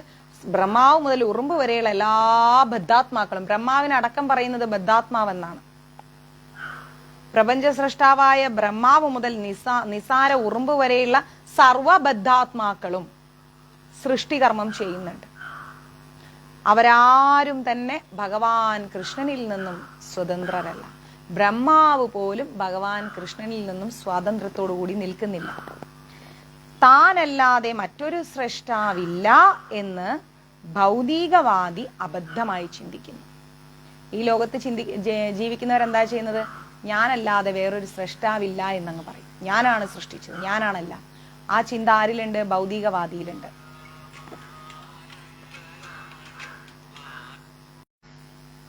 ആർക്കുണ്ട് അങ്ങനെ ഒരു ചിന്ത? ഭൗതിക ലോകത്തുള്ള വ്യക്തികൾക്കുണ്ട്. ഈ ഭൗതിക ലോകത്തുള്ള വ്യക്തികൾ ഞാനാണ് സൃഷ്ടികർത്താവ്, ഞാനല്ലാത്ത ഒരു സൃഷ്ടികർത്താവില്ല എന്ന്, ഞാൻ എന്ന ചിന്ത ആ വ്യക്തിയിൽ വന്നു കഴിഞ്ഞാൽ താനല്ലാതെ മറ്റൊരു സൃഷ്ടാവില്ലെന്ന് ഭൗതികവാദി അബദ്ധമായി ചിന്തിക്കുന്നു. ഇതിനെയാണ് എന്തെന്ന് പറയുന്നത്? മായ എന്ന് പറയുന്നത്. ഈ അവസ്ഥയാണ് എന്തെന്ന് പറയുന്നത്? മായ എന്ന് പറയുന്നത്. അല്പജ്ഞാനിയാൽ, അറിവില്ലാത്ത അല്പജ്ഞാനിയാൽ, ഭൗതികവാദിക്ക് എന്താണ്? അല്പജ്ഞാനിയായതുകൊണ്ട്. ഭൗതികവാദികൾ എപ്പോഴും എന്താണ്? അല്പജ്ഞാനികളാണ്. അപ്പൊ അവര് അപൂർണ ഇന്ദ്രിയങ്ങളുടെ, നമുക്കെല്ലാം അപൂർണ ഇന്ദ്രിയങ്ങളാണ്. ഇപ്പൊ എനിക്ക് ഇത്ര ദൂരം കാണാൻ പറ്റും, ഇവിടുന്ന് ഒരു 20 കിലോമീറ്റർ അപ്പുറത്ത് നടക്കുന്ന എന്താന്ന് കാണാൻ പറ്റുമോ? കാണാൻ പറ്റില്ല. പക്ഷേ ഭഗവാൻ അത് കാണാൻ പറ്റും. മനസ്സിലാവുന്നുണ്ടോ? ഭഗവാന് കാണാൻ പറ്റും, നമുക്ക് കാണാൻ പറ്റില്ല. അതുകൊണ്ട് എന്താണ്? നമ്മുടെ ഇന്ദ്രിയങ്ങൾ അപൂർണമാണ്. അപ്പൊ അപൂർണമായിരിക്കുന്ന നമ്മുടെ ഇന്ദ്രിയങ്ങളുടെ വ്യാപ്തിക്ക് അതീതമായി, നമ്മുടെ ഇന്ദ്രിയങ്ങളുടെ കഴിവിനും മുകളിലായിട്ട് വീക്ഷിക്കാൻ, അറിയാൻ, കാണാൻ ഭൗതിക ലോകത്ത് ജീവിക്കുന്ന നമുക്ക് സാധിക്കുന്നില്ല. ക്ലിയർ? നമ്മുടെ ഇന്ദ്രിയങ്ങൾ വളരെ അപൂർണമാണ്. കൂടെ താമസിക്കുന്നവരെ പോലും നമുക്ക് 100% മനസ്സിലാക്കാൻ കഴിയുന്നില്ല. പിന്നെ എങ്ങനെയാണ് നമ്മുടെ ഇന്ദ്രിയങ്ങൾ പൂർണ്ണമാണെന്ന് പറയാം?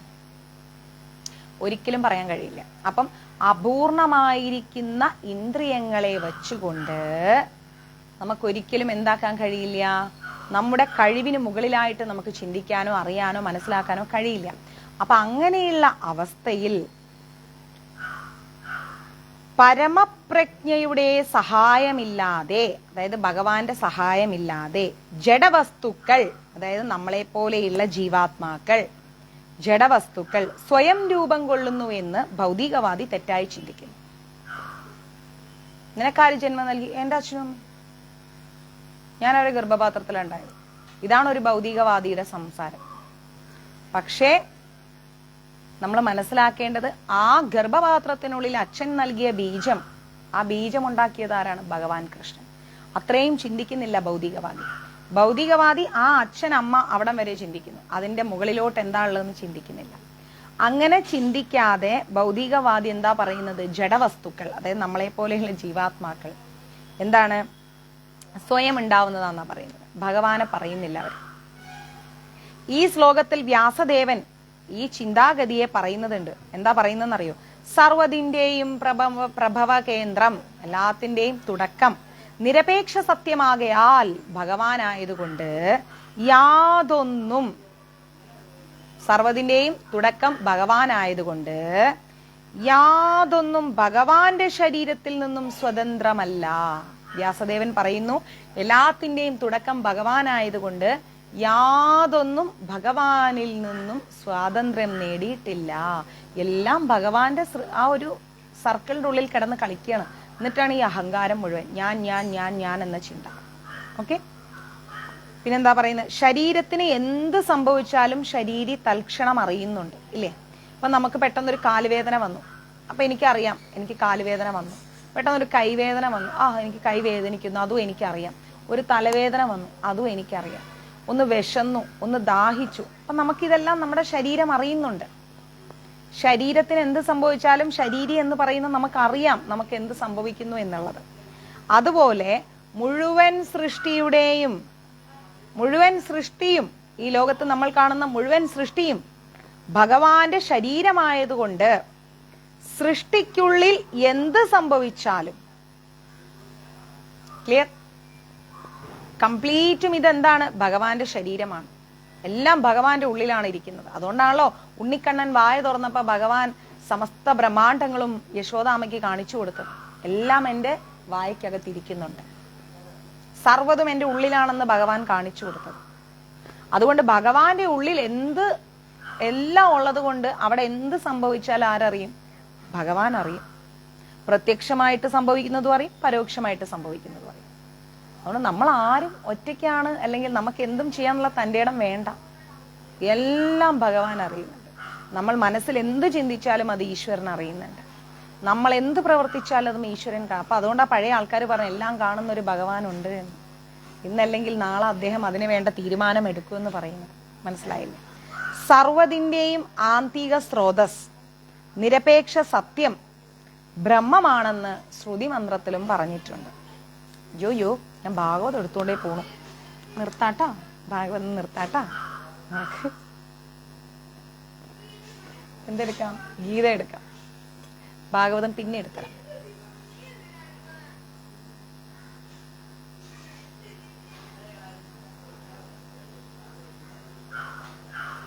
ദിവ്യ, ഒരു മിനിറ്റ്. ദിവ്യ, ആ കുഞ്ഞുണ്ണീനോട് നിങ്ങൾ വരാൻ പറഞ്ഞേ. അപ്പോ നമ്മൾ എന്ത് ചെയ്യണം? ആ കുഞ്ഞുണ്ണീനോട് നിങ്ങൾ വരാൻ പറഞ്ഞേ.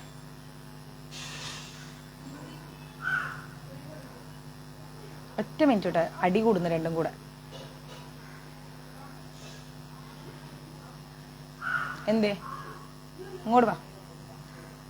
എന്തേ അവിടെ എന്നാ ബഹളം കേട്ടെ? ആരെടുത്തു? ചേട്ടനല്ലേ? അവനല്ലല്ലോ. ആ, അപ്പൊ ചേട്ടൻ ചീപ്പ് എടുത്തു. അതിനിപ്പോ എന്താ പ്രശ്നം? ചീപ്പല്ലേ എടുത്തുള്ളൂ. കൂടെ ജനിച്ച ചേട്ടനല്ലേ? എന്തേലും കുഴപ്പമുണ്ടോ? ഞാൻ ഇവിടെ കേട്ടല്ലോ അവിടെ ഉണ്ടായ ബഹളം. സ്വന്തം ചേട്ടന് ചീപ്പ് കൊടുത്തെങ്കിൽ എന്തേലും ബുദ്ധിമുട്ടുണ്ടോ നമുക്ക്? കൊടുത്തില്ലെങ്കിൽ എന്താവും? പറ. അമ്പിളിയമ്മ വഴക്ക് പറയണല്ലേ, ചോദിക്കണേ. കൊടുത്തില്ലേ എന്താപ്പോ? എന്റെ ചീപ്പ് എന്തിനാ നീ എടുക്കണേന്ന് കുഞ്ഞുണ്ണി ചോദിച്ച ഞാൻ അവിടെ കേട്ടല്ലോ. ചോദിച്ചില്ലേ? എന്തിനാ അങ്ങനെ ചോദിക്കണേ? നമ്മുടെ സാധനം ചേട്ടൻ എടുക്കുന്നപ്പോ ആയിക്കോട്ടെ, അതിനെന്താ? അമ്മ രണ്ടാക്കും ചീപ്പ് മേടിച്ചു കൊടുത്തു. ആ 2 ചീപ്പും 2 ആക്കും ഉപയോഗിക്കാനാണ്.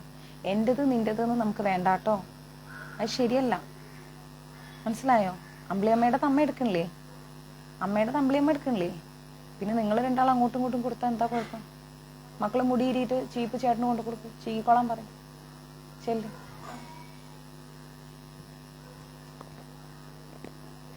അപ്പൊ ആത്മസാക്ഷാത്കാരം ലഭിച്ച ഒരു ഗുരുവിൽ നിന്ന് നമ്മൾ എന്ത് മനസ്സിലാക്കണം? ഭഗവാനെ അറിയണം. കൃഷ്ണനിൽ നിന്ന് വേർപെട്ട ജീവിത ഭാവനയെ മായ എന്ന് പറയാം. കൃഷ്ണനിൽ നിന്ന് വേർപെട്ട ജീവിത ഭാവനയെ, കൃഷ്ണനുമായിട്ട് ഒരു ആത്മബന്ധം പുലർത്തിയിട്ടാണ് നമ്മൾ ജീവിക്കുന്നതെങ്കിൽ അത് മായയല്ല. കൃഷ്ണനെ തിരിച്ചറിയാതെ, കൃഷ്ണനെ നമ്മൾ ഉൾക്കൊള്ളാതെ ജീവിക്കുകയാണെങ്കിൽ ആ ജീവിതത്തെ മായ എന്ന് പറയും. നമുക്ക് മായ വേണോ കൃഷ്ണൻ വേണോ? ഇപ്പൊ തീരുമാനിക്കണം. കൃഷ്ണനുമായിട്ട് നല്ല ആത്മബന്ധം പുലർത്തിക്കൊണ്ടാണ് നമ്മൾ ജീവിക്കുന്നതെങ്കിൽ ആ ജീവിതം എന്തായി? ആത്മസാക്ഷാത്കാരത്തിലേക്കുള്ളൊരു വഴിയായി. കൃഷ്ണനിൽ നിന്ന് വേർപെട്ടിട്ട് നമ്മൾ ജീവിക്കുമ്പോൾ എന്തായി? അതൊരു മായയായി, ഒരു ഇമാജിനേഷൻ ലൈഫായി. അത് വേണ്ട. ആ ഇമാജിനേഷൻ ലൈഫിലാണ് ദേഷ്യം, വാശി, അസൂയ, കുശുമ്പ്, ഇങ്ങനെയുള്ള അഹങ്കാരം, ഇങ്ങനെയുള്ള ചിന്തകൾ വരുന്നത്. മനസ്സിലാവുന്നുണ്ട്? കൃഷ്ണനുമായി നല്ല ആത്മബന്ധത്തിൽ ജീവിക്കുമ്പോൾ അതിൽ ഇങ്ങനത്തെ വികാരങ്ങളൊന്നും ഉണ്ടാവില്ല. ഒന്നും ഉണ്ടാവില്ല. സമാധാനം, ശാന്തി, ക്ഷമ. നമ്മളോട് ആരെങ്കിലും എന്തെങ്കിലും ചെയ്താലും പോട്ടെ, ഇപ്പം എന്ത് ചെയ്യാൻ പറ്റും, ആ തോന്നലായിരിക്കും. ക്ഷമിക്കാനുള്ള ഒരു ശക്തി കിട്ടും. അതർവൈസ് നമ്മൾ മായയിൽ പെട്ടുപോകും. അപ്പൊ നമുക്ക് ദേഷ്യം വരും, വാശി വരും, വെറുപ്പ് വരും, വൈരാഗ്യം വരും, പരാതികൾ ഉണ്ടാവും. അങ്ങനെ ചെയ്തു, ഇങ്ങനെ ചെയ്തു, അതില്ല, അങ്ങനെയുള്ള പരാതികൾ വരും. നമുക്ക് ഇങ്ങനത്തെ ഒന്നുമില്ല. ഒരു പരാതിയില്ല, ഒരു കംപ്ലൈൻസും ഇല്ല. കുറച്ചുകൂടെ തരും. ഒരു കംപ്ലൈൻസും ഇല്ല, ഒന്നുമില്ല.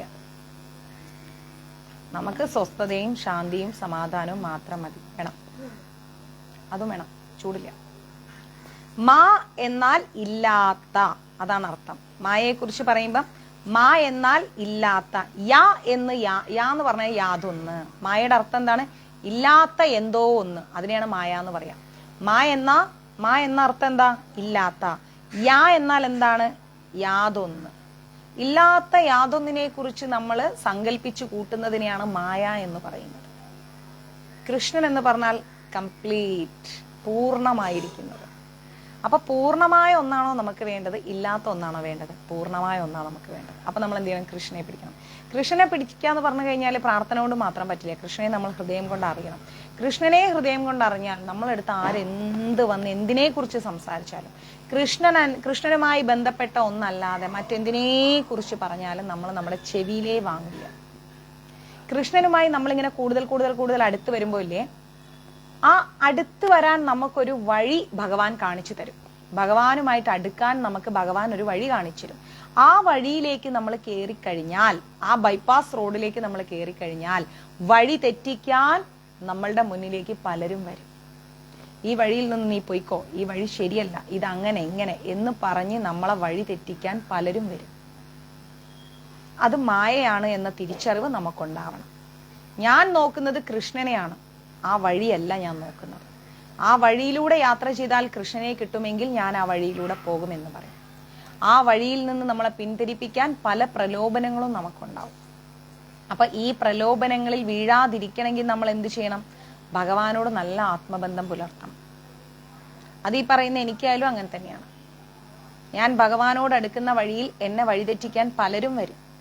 മാതാജി അത് ശരിയല്ല, മാതാജി ഇവര് ശരിയല്ല, മാതാജി അവര് ശരിയല്ല, അവരങ്ങനെയാണ് മാതാജി, ഇവരിങ്ങനെയാണ് മാതാജി. ഞാൻ എന്താ പറയാന്നറിയോ?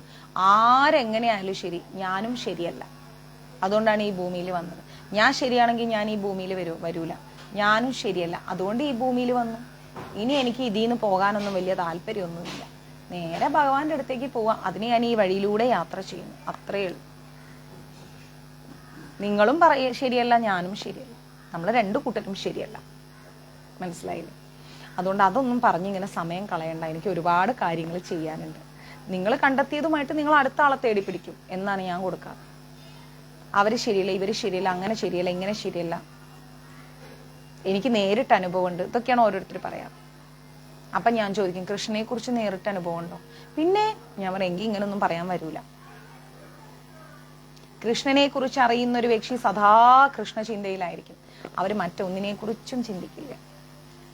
ഈ ഭൂമിയിൽ എന്ത് സംഭവിച്ചാലും അവർ കൃഷ്ണനെ കുറിച്ച് മാത്രം സ്മരിച്ചുകൊണ്ടിരിക്കും. അവർക്ക് വേറെ ചിന്തകളൊന്നും ഉണ്ടാവില്ല. വേറെ ഒന്നിനു വേണ്ടി അവരൊരു സെക്കൻഡ് പോലും സമയം കളയില്ല. മനസ്സിലാവുന്നുണ്ട്? കൃഷ്ണൻ മഹാനായൊരു ചരിത്ര പുരുഷൻ മാത്രമാണെന്നും പരമസത്ത അവ്യക്ത ഗത ബ്രഹ്മമാണെന്നും വിചാരിച്ച് അദ്ദേഹത്തെ അവഗണിക്കുന്നവരുണ്ട്. കൃഷ്ണൻ ഒരു മനുഷ്യനായി പിറന്നവർ ഭഗവാനെ അറിഞ്ഞിരിക്കണം. സത്യം, കൃഷ്ണൻ ഒരു എന്താണ്? അവ്യക്തഗത ബ്രഹ്മമാണെന്ന് വിചാരിച്ചിട്ട്.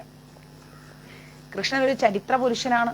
പണ്ട് യേശുദേവൻ ജീവിച്ചിരുന്ന പോലെ ജീവിച്ചിരുന്ന ഒരു ദേവൻ മാത്രമാണ്, ഒരു രാജാവാണ്, അല്ലാതെ ഈശ്വരനല്ല. കൃഷ്ണനിൽ നിന്നല്ല ഇതൊന്നും വരുന്നത് എന്ന് പറഞ്ഞ് വാദിക്കുന്ന കുറെ പേരുണ്ട്. അപ്പൊ അവരെന്താ ചെയ്യുന്നത്? അദ്ദേഹത്തെ അവഗണിക്കുകയാണ് ചെയ്യുന്നത്.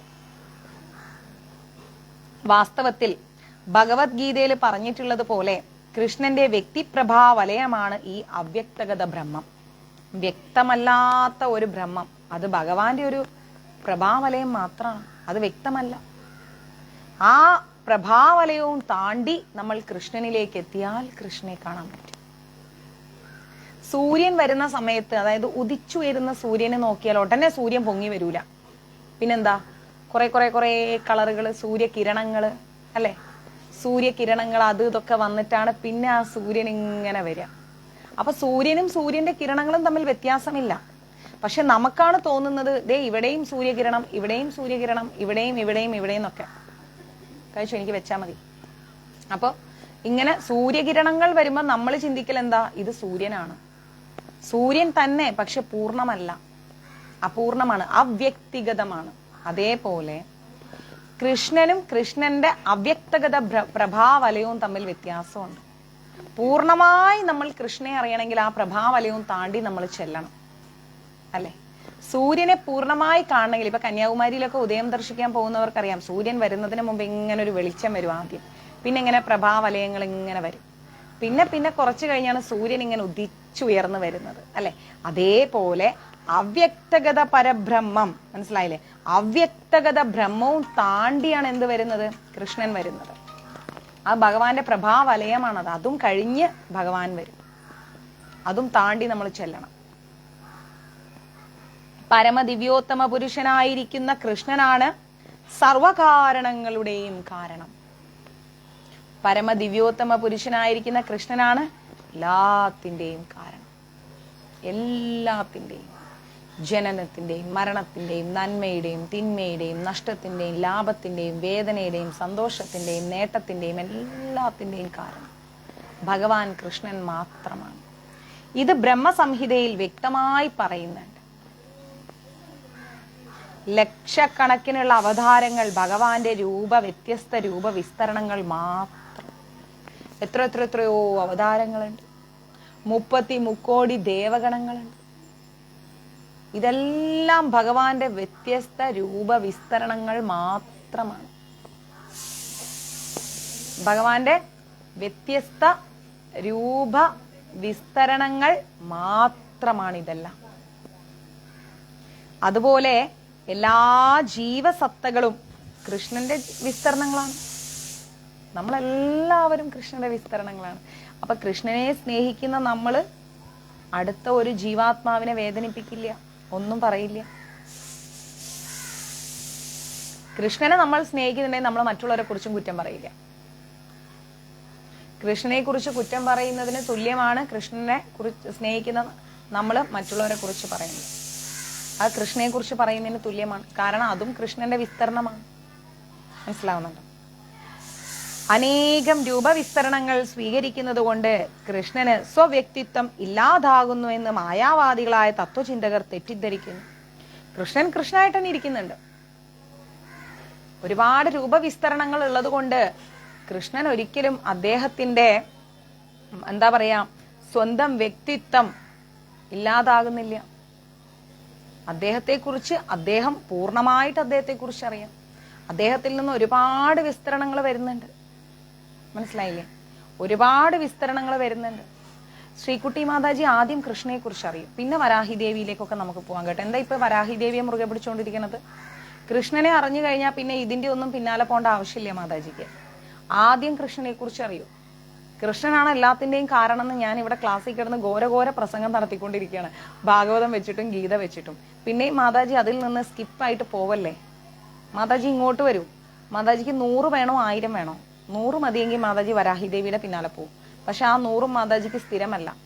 മാതാജിക്ക് 1000 വേണമെങ്കിൽ കൃഷ്ണനിൽ നിൽക്കും. അപ്പം ആ 1000 കിട്ടിക്കഴിഞ്ഞാൽ അത് സ്ഥിരമായിരിക്കും. മനസ്സിലായില്ലേ? അപ്പോ നമ്മൾ മനസ്സിലാക്കേണ്ടത് മായാവാദികളായിരിക്കുന്ന ജോലിയുടെ ഭാഗമായി മറ്റു ജീവികളെ ദ്രോഹിക്കേണ്ടി വരുമ്പോൾ എന്ത് ചെയ്യും? ജോലിയുടെ ഭാഗമായിട്ട് എന്ത് ജീവികളെ ദ്രോഹിക്കാൻ പോകും? നമ്മൾ ആരെയും ദ്രോഹിക്കാൻ പോകുന്നില്ലല്ലോ. നമ്മൾ അറിഞ്ഞുകൊണ്ട് എന്തെങ്കിലും ചെയ്യുമോ? ചിക്കൻ കടയിൽ ചിക്കൻ വെട്ടുന്നതൊക്കെ തെറ്റ് തന്നെയാണെന്ന് എപ്പോഴും നമ്മൾ പറഞ്ഞിട്ടുണ്ട്. ജോലിയുടെ ഭാഗമായിട്ട് നമ്മൾ ആരെയും ദ്രോഹിക്കുന്നില്ലല്ലോ, ഒരാളെയും ദ്രോഹിക്കുന്നില്ലല്ലോ. ആരെയാണ് ദ്രോഹിക്കുന്നത്? ഒന്നും ദ്രോഹിക്കുന്നില്ല. പിന്നെ ഞാൻ കാപ്പി കുടിക്കുന്നുണ്ട്. പിന്നെ നമുക്ക് നമ്മുടെ എന്താ പറയാ, ഇപ്പം മരം അത് മുറിച്ചാണ് നമ്മൾ പേപ്പറുകളൊക്കെ ഉണ്ടാക്കുന്നത്. അപ്പോ എല്ലാ വസ്തുക്കൾക്കും നാശമുണ്ട്. മനസ്സിലായില്ലേ? അത് ക്ലീനിങ് ചെയ്യുന്ന സമയത്ത് ഒരുപാട് എന്താ പറയാ ഈ കൃമികളൊക്കെ നശിക്കുന്നുണ്ട്. ഓക്കെ, നല്ലൊരു ചോദ്യമാണത്. നശിക്കുന്നുണ്ട്. അപ്പൊ ഈ കൃമികളൊക്കെ നശിക്കുക എന്ന് പറയുന്നത് എന്തിനാണെന്നറിയാമോ? അവരെ നമ്മൾ കൊന്നു തിന്നല്ലല്ലോ ചെയ്യുന്നത്. നമ്മുടെ ഇന്ദ്രിയ സുഖത്തിന് വേണ്ടി നമ്മൾ കൊന്നു തിന്നല്ല ചെയ്യുന്നത്. മനസ്സിലായി സുജിത് പ്രഭു? ചെറുജീവികളെ, നമ്മുടെ ഇപ്പൊ ഒരു കോഴീനെ നമ്മൾ എന്തിനാ കൊല്ലുന്നത്? നമ്മുടെ ഇന്ദ്രിയ സുഖത്തിന് വേണ്ടി, നാവിന്റെ രുചിക്ക് വേണ്ടിയാണ് നമ്മൾ അതിനെ കൊന്ന് കറി വെച്ച് തിന്നുന്നത്. ഇവിടെ സുജിത് പ്രഭു ചോദിച്ചിരിക്കുന്നത് ചെറിയ ജീവികളെയൊക്കെ നമ്മൾ ക്ലീനിങ് ചെയ്യുമ്പോൾ ഈ ഫെനോയിൽ പോലുള്ള സാധനങ്ങൾ ഒഴിച്ചിട്ട് നമ്മൾ ക്ലീൻ ചെയ്യല്ലേ എന്ന് കറക്റ്റായ ഒരു ചോദ്യമാണ്. നല്ല ചോദ്യമായി, അപ്രീഷിയേറ്റ് ചെയ്യൂ സുജിത് പ്രഭു. അപ്പൊ അത് എന്തിനാന്ന് ഓർത്തു കഴിഞ്ഞാൽ ആ ജീവിക്കൊരു മോക്ഷമാണ് അവിടെ ലഭിക്കുന്നത്. പിന്നെന്താ? 2, 20, 100 വെക്കും മാതാജി. എന്റെ വീട്ടിലും ഉണ്ട്. എത്ര വേണേലും ഭഗവാനെ വെക്ക്, ചുറ്റോട് ചുറ്റും ഭഗവാനെ വെക്ക്. അതിനേക്കാൾ വലിയ ആനന്ദം എന്താ ഉള്ളത്? അപ്പോ അതെ, അപ്പൊ എന്താന്ന് വെച്ച് കഴിഞ്ഞാല് നമ്മളിപ്പം ആ ജീവികള് നമ്മൾ ക്ലീൻ ചെയ്യുന്ന സമയത്ത് അവരെ ക്ലീൻ ചെയ്ത് നമ്മൾ കൊന്ന് വറുത്ത് ചട്ടിയിലിട്ട് തിന്ന് നമ്മൾ ഇന്ദ്രിയ സുഖം അനുഭവിക്കുന്നില്ല, നമ്മൾ ക്ലീൻ ചെയ്യാണ്. അപ്പൊ എന്താ സംഭവിക്കാന്നറിയോ? ആ ജീവികൾ മരിച്ചു കഴിഞ്ഞാൽ അവരുടെ ഒരു ജന്മം കഴിഞ്ഞു. അവരെന്നിട്ട് അവരുടെ കർമ്മഫലത്തിനനുസരിച്ച് അടുത്ത ജന്മം സ്വീകരിക്കും, വീണ്ടും ഒരു ജന്മം സ്വീകരിക്കും, വീണ്ടും ഒരു ജന്മം സ്വീകരിക്കും, വീണ്ടും ഒരു ജന്മം സ്വീകരിക്കും. അങ്ങനെ കോടി ജന്മങ്ങൾ എടുത്തെടുത്ത് നമ്മളും ഒരുപക്ഷെ അങ്ങനെയൊക്കെ ക്ലീനിങ് ആരെങ്കിലുമൊക്കെ ചെയ്യുമ്പോൾ ചത്തുപോയ ജീവികളാണ്. അങ്ങനെ ജീവികളിൽ നിന്ന് പരിണാമം സംഭവിച്ച് അവസാനം ഒരു മനുഷ്യജന്മം കിട്ടും. അപ്പൊ മനുഷ്യജന്മം കിട്ടുമ്പോൾ നമ്മൾ ഗീതയോ ഭാഗവതത്തിലൂടെയോ എങ്ങനെയെങ്കിലും ഒക്കെ നമ്മൾ ആത്മസാക്ഷാത്കാരം കിട്ടിയ ഒരു ഗുരുവിന്റെ വാക്കുകളിലേക്ക് എത്തും. അവിടെ വെച്ച് കൃഷ്ണനെ അറിയും. കൃഷ്ണനെ അറിഞ്ഞിട്ട് കൃഷ്ണനെ വേണ്ടി മാത്രം നമ്മൾ ജീവിക്കുമ്പോൾ എന്തായി? മോക്ഷം കിട്ടും. അങ്ങനെ ഓരോ ജീവാത്മാക്കളും ഭഗവാനിലേക്ക് എത്തും. വന്നതിൽ നിന്ന് തിരിച്ചു പോകും. അതിനുവേണ്ടി ഭഗവാൻ കാത്തിരിക്കുകയാണ്. നമ്മളെ കർമ്മഫലങ്ങൾ കൊണ്ട് നമ്മൾ ഓരോരോ ജീവികളായി ജനിച്ചു. അങ്ങനെ ജനിച്ച് ജീവിച്ചു, അവസാനം മരണം സംഭവിക്കും. എങ്ങനെയായാലും ഇപ്പം സുജിത് പ്രഭു തുടച്ചു കഴുകി വൃത്തിയാക്കുമ്പോൾ ഒരു ജീവി മരണപ്പെട്ടു, അതിനൊരു മോക്ഷം കിട്ടുകയാണ്. അങ്ങനെ ആ ജീവി വീണ്ടും അടുത്ത ജന്മം എടുക്കും. അതാണ് പറയുന്നത്, പുല്ലായും പുഴുവായും നരിയായും നായയായും മനുഷ്യനായും നരനായും ഒക്കെ നമ്മൾ ജനിച്ചു. അവസാന മനുഷ്യജന്മത്തിലെത്തി ഭഗവാനെ അറിഞ്ഞ് മോക്ഷത്തിലേക്കുള്ള യാത്രയിലേക്ക്.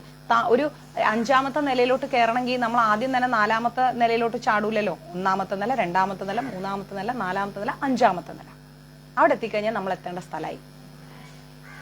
ആ 5ാമത്തെ നിലയിലോട്ട് കയറി ചെന്ന് കഴിഞ്ഞാൽ 5 നിലയുള്ള ഒരു പടിക്കെട്ട് നമ്മൾ കയറി ചെല്ലുകയാണെങ്കിൽ താഴത്തെ നിലയിൽ നിൽക്കുന്ന അതേ കിതപ്പാണോ നമുക്ക് 5ാമത്തെ നിലയിലല്ല.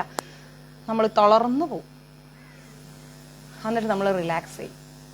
അത്രയും കഷ്ടപ്പെട്ടാലേ നമ്മൾ 5ാമത്തെ നിലയിലെത്തും. 3ാമത്തെ നില വരെ കയറിയിട്ട് നമ്മൾ അയ്യോ ഇനി എനിക്ക് കയറാൻ പറ്റൂല എന്ന് പറഞ്ഞ് താഴേക്ക് ഇറങ്ങി വന്നാൽ എന്തായി? വീണ്ടും 1 മുതൽ കയറണം. അതാണ് ആത്മഹത്യ. ജീവിതത്തിന്റെ പകുതിയിലെത്തി ഇനി ജീവിക്കേണ്ടെന്ന് പറഞ്ഞ ആത്മഹത്യ ചെയ്ത അനുഭവിച്ചതിൽ നിന്ന് നമ്മൾ വീണ്ടും ചെല്ലണം. മനസ്സിലായില്ലേ? അതൊന്നും മൈൻഡാക്കണ്ട. എത്ര ആണെങ്കിലും വെച്ചോ. നമ്മൾ വീണ്ടും ഒന്നേന്ന് പറഞ്ഞ് തുടങ്ങി ആദ്യം എന്തൊക്കെ അനുഭവിച്ചു അതൊക്കെ വീണ്ടും അനുഭവിക്കണം. അപ്പൊ ആത്മഹത്യ ചെയ്യണ്ട. സൂപ്പർ ലലി മാതാജി. അപ്പൊ എന്ത് ചെയ്യാം? നമ്മൾ 5ാമത്തെ നിലയിലോട്ട് കയറണമെങ്കിൽ, ജീവിത സാക്ഷാത്കാരത്തിലേക്ക് എത്തണമെങ്കിൽ കുറച്ച് കഷ്ടപ്പാടുണ്ട്. ആ കഷ്ടപ്പാടുകളെല്ലാം പെട്ട് മേലെ എത്തുമ്പോൾ ഭഗവാനിലേക്ക് എത്തും. കഷ്ടപ്പെടാതെ ഈശ്വരനിലേക്ക് എത്തില്ല. ഓക്കെ, സഹിക്കാതെ നമ്മൾ എത്തൂല. അപ്പൊ കൃഷ്ണന് ഈ ഇത്രയും എന്താ പറയാ വിസ്തരണങ്ങൾ ഉണ്ടാവുമ്പോ കൃഷ്ണന് സ്വന്തം വ്യക്തിത്വം ഇല്ലാതാവുന്നു എന്ന് ആരാ പറയാ? ഭൗതികവാദികൾ പറയും. അപ്പൊ നമ്മൾ ഇതിലേക്കിട്ട് ഇതിലൂടെ ഒഴിവാക്കുക. ഭൗതിക സ്വഭാവമുള്ളതാണ് ഈ സിദ്ധാന്തം. ഭഗവാനായിട്ട് തന്നെ ഇരിക്കേണ്ടത്. ഭഗവാനിൽ നിന്ന് എത്ര ജീവാത്മാക്കൾ വന്നാലും ഒരു വ്യത്യാസവും ഇല്ല. ഭഗവാനും വ്യത്യാസമില്ല, ഭഗവാനിൽ വരുന്ന ജീവാത്മാക്കൾക്കും വ്യത്യാസമില്ല. വ്യത്യാസമുണ്ട് എന്ന് പറയുന്നത് ആത്മീയ സിദ്ധാന്തമല്ല, ഭൗതിക സിദ്ധാന്തമാണ്. മായ പിടിച്ച ആൾക്കാരുടെ സിദ്ധാന്തമാണത്. അത് നമ്മൾ കേൾക്കാൻ പോകരുത്. പ്രാപഞ്ചിക വസ്തുക്കൾ അംശങ്ങളായി വിഭജിക്കപ്പെടുമ്പോൾ അവയുടെ ആദിമ സത്ത നഷ്ടപ്പെടുന്നുണ്ടല്ലോ. നിരപേക്ഷ തത്വം എന്നാൽ ഒന്നും കൂട്ടിയാൽ ഒന്ന്, ഒന്നിൽ നിന്ന് ഒന്ന് കുറച്ചാലും ഒന്ന് തന്നെ എന്നതാണ്. ഭഗവാൻ എന്ന് പറഞ്ഞാൽ എന്താ? ഒന്നും രണ്ടാവില്ല, അത് ഒന്ന് തന്നെയാണ്. ഒന്നിൽ നിന്ന് ഒന്ന് കുറച്ചാലും അത് ഒന്ന് തന്നെ, പൂജ്യമാവില്ല.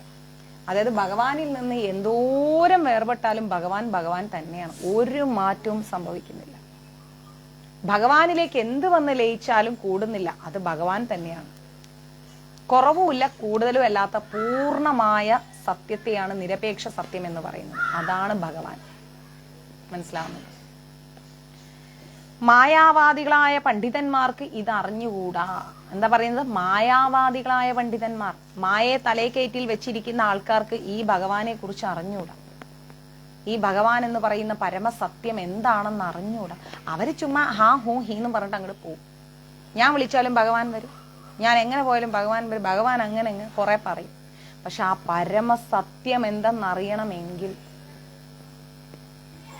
ഭഗവാനെ അത്രയും നമ്മൾ ഹൃദയത്തോടു കൂടി ചേർക്കണം. അദ്ദേഹം എന്താണെന്ന് നമ്മൾ മനസ്സിലാക്കണം. അപ്പോൾ നമുക്കറിയാൻ പറ്റും. അല്ലാതെ മായാവാദികൾ പറയുന്നത് കേട്ട് നമ്മൾ തുള്ളാൻ നിന്ന് കഴിഞ്ഞാൽ നമ്മൾ വീണ്ടും പടുകുഴിയിലേക്ക് പോയി, നേരത്തെ സുജിത് പ്രഭു ചോദിച്ച പോലെ ക്ലീനിങ് ചെയ്യുന്ന സമയത്ത് ചത്തുപോണ ജീവികളായിട്ട് ജനിച്ച് പിന്നെ അനേകായിരം കോടാനുകോടി ജീവാത്മാക്കളായി നമ്മൾ രൂപാന്തരപ്പെട്ടിട്ട് വേണം വീണ്ടും ഭഗവാനെ അറിയുന്ന മനുഷ്യരൂപത്തിലേക്ക് വരാൻ. അതിലും ഭേദം മായാവാദികളുടെ പിടിയിൽ പെട്ടുപോകരുത്. ഭഗവാനെ അറിയാൻ നമുക്ക് കിട്ടിയ വഴിയിൽ നിന്ന് നമ്മളെ ആരൊക്കെ എന്തൊക്കെ ഏതൊക്കെ തരത്തിൽ പിന്തിരിപ്പിക്കാൻ പറ്റുമോ പലതും പറഞ്ഞ് നമ്മളെ പിന്തിരിപ്പിക്കും. ആ പിന്തിരിപ്പിക്കുന്ന വാക്കുകളിൽ നമ്മൾ വീണു പോകരുത്. ഓക്കെ, നിങ്ങൾക്ക് താല്പര്യമില്ലേ? വേണ്ട, ഞങ്ങള് ഭഗവാനെ അറിയുന്ന വഴി ഇതാണ്, അതറിഞ്ഞോട്ടെ. പലരും എന്നോട് പറഞ്ഞിട്ടുണ്ട് ഇസ്കോൺ ശരിയല്ല, ഇസ്കോണിൽ പോണ്ട, അത് അങ്ങനെയാണ്. ഓക്കെ, ആയിക്കോട്ടെ, കുഴപ്പമില്ല. ഞങ്ങൾക്ക് എന്തെല്ലാം അനുഭവം ഉണ്ട്, ഞങ്ങൾ ഇസ്കോണിൽ നിന്ന് പുറത്ത് വന്നവരാണ് എന്നൊക്കെ പലരും പറഞ്ഞു. ഞാൻ പറഞ്ഞു ഓ ശരി, ആയിക്കോട്ടെ. നിങ്ങൾക്ക് താല്പര്യമില്ലേ നിങ്ങൾ നിൽക്കണ്ട, നിങ്ങൾക്ക് താല്പര്യമില്ലേ നിങ്ങൾ നിൽക്കണ്ട. ഒരിക്കൽ ഞാൻ അതിൽ നിന്ന് സ്കിപ്പായി പോകുന്ന അവസ്ഥയിൽ എത്തിയതാണ്. പിന്നെ ഭഗവാൻ തന്നെ എന്നെ അവിടെ പിടിച്ചു നിർത്തി. അപ്പോൾ നിങ്ങൾക്ക് താല്പര്യമില്ല, നിങ്ങൾക്ക് അനുഭവം ഉണ്ടെങ്കിൽ നിങ്ങൾ അതും വെച്ചിരുന്നോളൂ. പക്ഷെ എനിക്ക് താല്പര്യമുണ്ട്, ഞാൻ പോകും. എനിക്ക് എൻ്റെ ഭഗവാനെ അറിഞ്ഞാൽ മതി. അതുവഴി എനിക്ക് എന്തായി? ഭഗവാനെ അങ്ങോട്ടേക്ക് സ്നേഹത്തോടെ ഭഗവാനെ അറിയാനുള്ള അവസരം കിട്ടി. അപ്പൊ ഭഗവാനെ അറിയുന്ന വഴികളിൽ നിന്ന് നമ്മളെ പിന്തിരിപ്പിക്കാൻ നമുക്ക് പലതും ശ്രമിക്കും പലരും. ഇത് മായാഭൗതികവാദികളാണ്. അവരോട് കൂട്ടുകൂടിക്കഴിഞ്ഞാൽ നമ്മളും അതിൽ തന്നെ പെട്ടുപോകും. മനസ്സിലാവും? അപ്പൊ ശരി എന്ന് പറയുന്നത് ഈശ്വരനാണ് എന്ന ചിന്തയിലൂടെ മുന്നോട്ട് പോകും. നമ്മൾ മറ്റൊന്നും ആഗ്രഹിക്കണം, നമ്മൾ ഭഗവാൻ മതി. നമുക്ക് ഭഗവാനെ അറിയുന്ന വഴികൾ കുറച്ച് കാഠിന്യമുള്ളതാണ്, അത് മനസ്സിലാക്കുക. ഓക്കെ,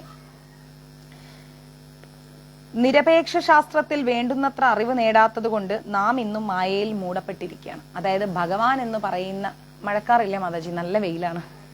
അതിങ്ങനെ തോന്നുകയാണ് മാതാജി.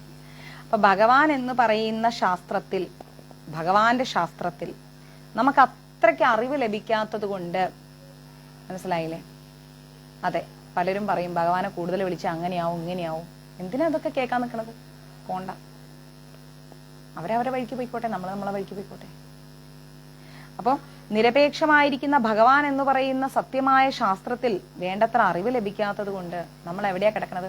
മായയിലാ കിടക്കുന്നത്. മായയിൽ ഇങ്ങനെ മുങ്ങി കിടക്കുകയാണ് നമ്മൾ. നമുക്കൊന്നും മനസ്സിലാവുന്നില്ല. ഒരു മിനിറ്റ്, അമ്മയൊന്ന് ദിവ്യാനെ വിളിച്ചിട്ട് ഇത് പാക്ക് ചെയ്യാൻ പറയുമോ? പോസ്റ്റ് ഓഫീസിൽ പോകണം ആണ്. അമ്മ അത് കഴിഞ്ഞിട്ട് മതി, അമ്മ ഇരുന്നു. അതുകൊണ്ടാണ് നമ്മൾ കൃഷ്ണനിൽ നിന്ന് വ്യത്യസ്തരാണെന്ന് ചിന്തിക്കുന്നത്. നമ്മൾ ഒരിക്കലും കൃഷ്ണനിൽ നിന്ന് വ്യത്യസ്തമല്ല. നമ്മൾ കൃഷ്ണനോട് ആത്മബന്ധം പുലർത്തി ഭഗവാനിൽ തന്നെ കഴിയുന്നവരാണ് നമ്മൾ. നമ്മൾ കൃഷ്ണനിൽ നിന്ന് വ്യത്യസ്തരല്ല. അദ്ദേഹത്തിന്റെ നിയന്ത്രണത്തിൽ ജീവിക്കുന്നവരാണ് നമ്മൾ. മനസ്സിലാവുന്നുണ്ട്? കൃഷ്ണനിൽ നിന്ന് നമ്മൾ വ്യത്യസ്തരാണെന്ന് നമ്മൾ ചിന്തിക്കുന്നത് എപ്പോഴാണ്? മായാവാദികളുടെ പിടിയിൽപ്പെടുന്നു. ആ പിടിയിൽ നമ്മൾ പെട്ടുകഴിഞ്ഞാൽ നമുക്ക് രക്ഷയില്ല. നമ്മുടെ ജീവിതം ഒരു സൂര്യനെ മറച്ച കാർമേഘം പോലെ നമ്മൾ വീണ്ടും പെട്ടുപോകും. ഒരു വെളിച്ചം നമുക്ക് കണ്ടെത്താനാവില്ല. നമ്മൾ ഒറ്റപ്പെട്ടു പോകും. ഭക്തരുടെ കൂട്ടായ്മയിൽ നിൽക്കുമ്പം അതിനൊരു ഭക്തിയുണ്ട്. ഭക്തരിൽ നിന്ന് അകന്നു കഴിഞ്ഞാൽ നമ്മൾ ഒറ്റപ്പെട്ടു പോയി. പിന്നെ നമുക്കൊരു ആശ്രയം ഉണ്ടാവില്ല. കൃഷ്ണന്റെ വിഭിന്നാംശങ്ങളാണെങ്കിലും നാം ഒരിക്കലും കൃഷ്ണനിൽ നിന്ന് വ്യത്യസ്തരല്ല. കൃഷ്ണനിൽ നിന്ന് വേർപെട്ട് വന്നവരാണ് ചുറ്റിനുള്ള എല്ലാ ജീവാത്മാക്കളും. ചെടിയായാലും പൂവായാലും കായായാലും മാവായാലും മതമായാലും എന്താ മനുഷ്യനായാലും മരമായാലും എന്തായാലും ഉറുമ്പായാലും എന്തായാലും എല്ലാം കൃഷ്ണനിൽ നിന്ന് വേർപെട്ട് വന്നതാണ്. പല പല പല പല പല രൂപഘടനയിൽ എല്ലാം ഭഗവാനിൽ നിന്ന് വേർപെട്ട് വന്നതാണ്. കൃഷ്ണനിൽ നിന്ന് വ്യത്യസ്തമല്ല അതൊന്നും. ജീവസത്തക്കളുടെ ശാരീരിക വ്യത്യാസം വാസ്തവമല്ല. ജീവാത്മാക്കളുടെ ശാരീരിക വ്യത്യാസം, അതായത് ഒരു മരവും നമ്മളും തമ്മിൽ വ്യത്യാസമുണ്ട്, ഒരു നരിയും നമ്മൾ തമ്മിൽ വ്യത്യാസമുണ്ട്, ഒരു ഉറുമ്പും നമ്മൾ തമ്മിൽ വ്യത്യാസമുണ്ട്. പക്ഷെ ഇവിടെ പറയുന്നു ജീവസത്വക്കളുടെ ശാരീരിക വ്യത്യാസം അത് വാസ്തവമല്ല, ഒരു യഥാർത്ഥമല്ല. ഇന്ന് മരമായി നിൽക്കുന്നത് നാളെ മനുഷ്യനായി നിൽക്കും. മനസ്സിലായില്ലേ? ഇന്ന് മരമായി നിൽക്കുന്നത് നാളെ മനുഷ്യനായിരിക്കും. ഇന്ന് നരിയായി നിൽക്കുന്നത് നാളെ നായയായിരിക്കും. അങ്ങനെ ഏത് രൂപത്തിൽ വേണമെങ്കിലും നമ്മൾ ജനിക്കും. അത് നമ്മുടെ കയ്യിലിരിപ്പ് പോലെ ഇരിക്കും.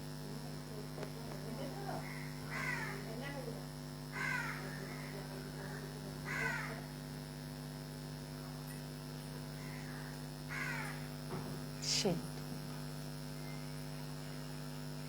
കൊടുക്കണ്ട. സോപ്പിൽ കളിച്ച് കളിച്ച് കൈയെല്ലാം ഭയങ്കര റഫായിരിക്കണം അവരുടെ. സോപ്പ് എടുത്ത് പൂട്ടി വെച്ചേക്ക്, കൊടുക്കല്ലേ. ഇവിടെ ഒരു 1.5 മണിക്കൂർ 2 മണിക്കൂർ ക്ലാസ് എടുക്കാൻ ഇരിക്കുമ്പോഴത്തേക്ക് സോപ്പിൻ്റെ അകത്തിട്ട് വിളമ്പാണ് കിടന്നിട്ട്. കൊടുക്കല്ലേ സോപ്പ്. ജീവസത്തുക്കളുടെ ശാരീരിക വ്യത്യാസം അത് പലപ്പോഴും നമ്മൾ വിചാരിക്കും. പടിഞ്ഞാറേ നടയില് അയോധ്യ ഹോട്ടലിന്റെ പിന്നില് ഗുരുവായൂർ ഇസ്കോൺ. ജീവസത്തുക്കളുടെ ശാരീരിക വ്യത്യാസം എന്ന് പറയുന്നത് വാസ്തവമല്ല. അതിന് നാളെ പരിണാമം സംഭവിക്കും.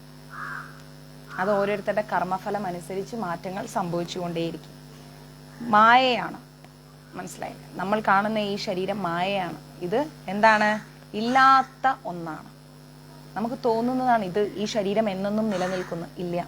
എല്ലാ ജീവാത്മാക്കളുടെ ശരീരവും ഇന്നല്ലെങ്കിൽ നാളെ മാറിപ്പോകും. നമ്മുടെ കർമ്മത്തിനനുസരിച്ച് മാറിക്കൊണ്ടേയിരിക്കും.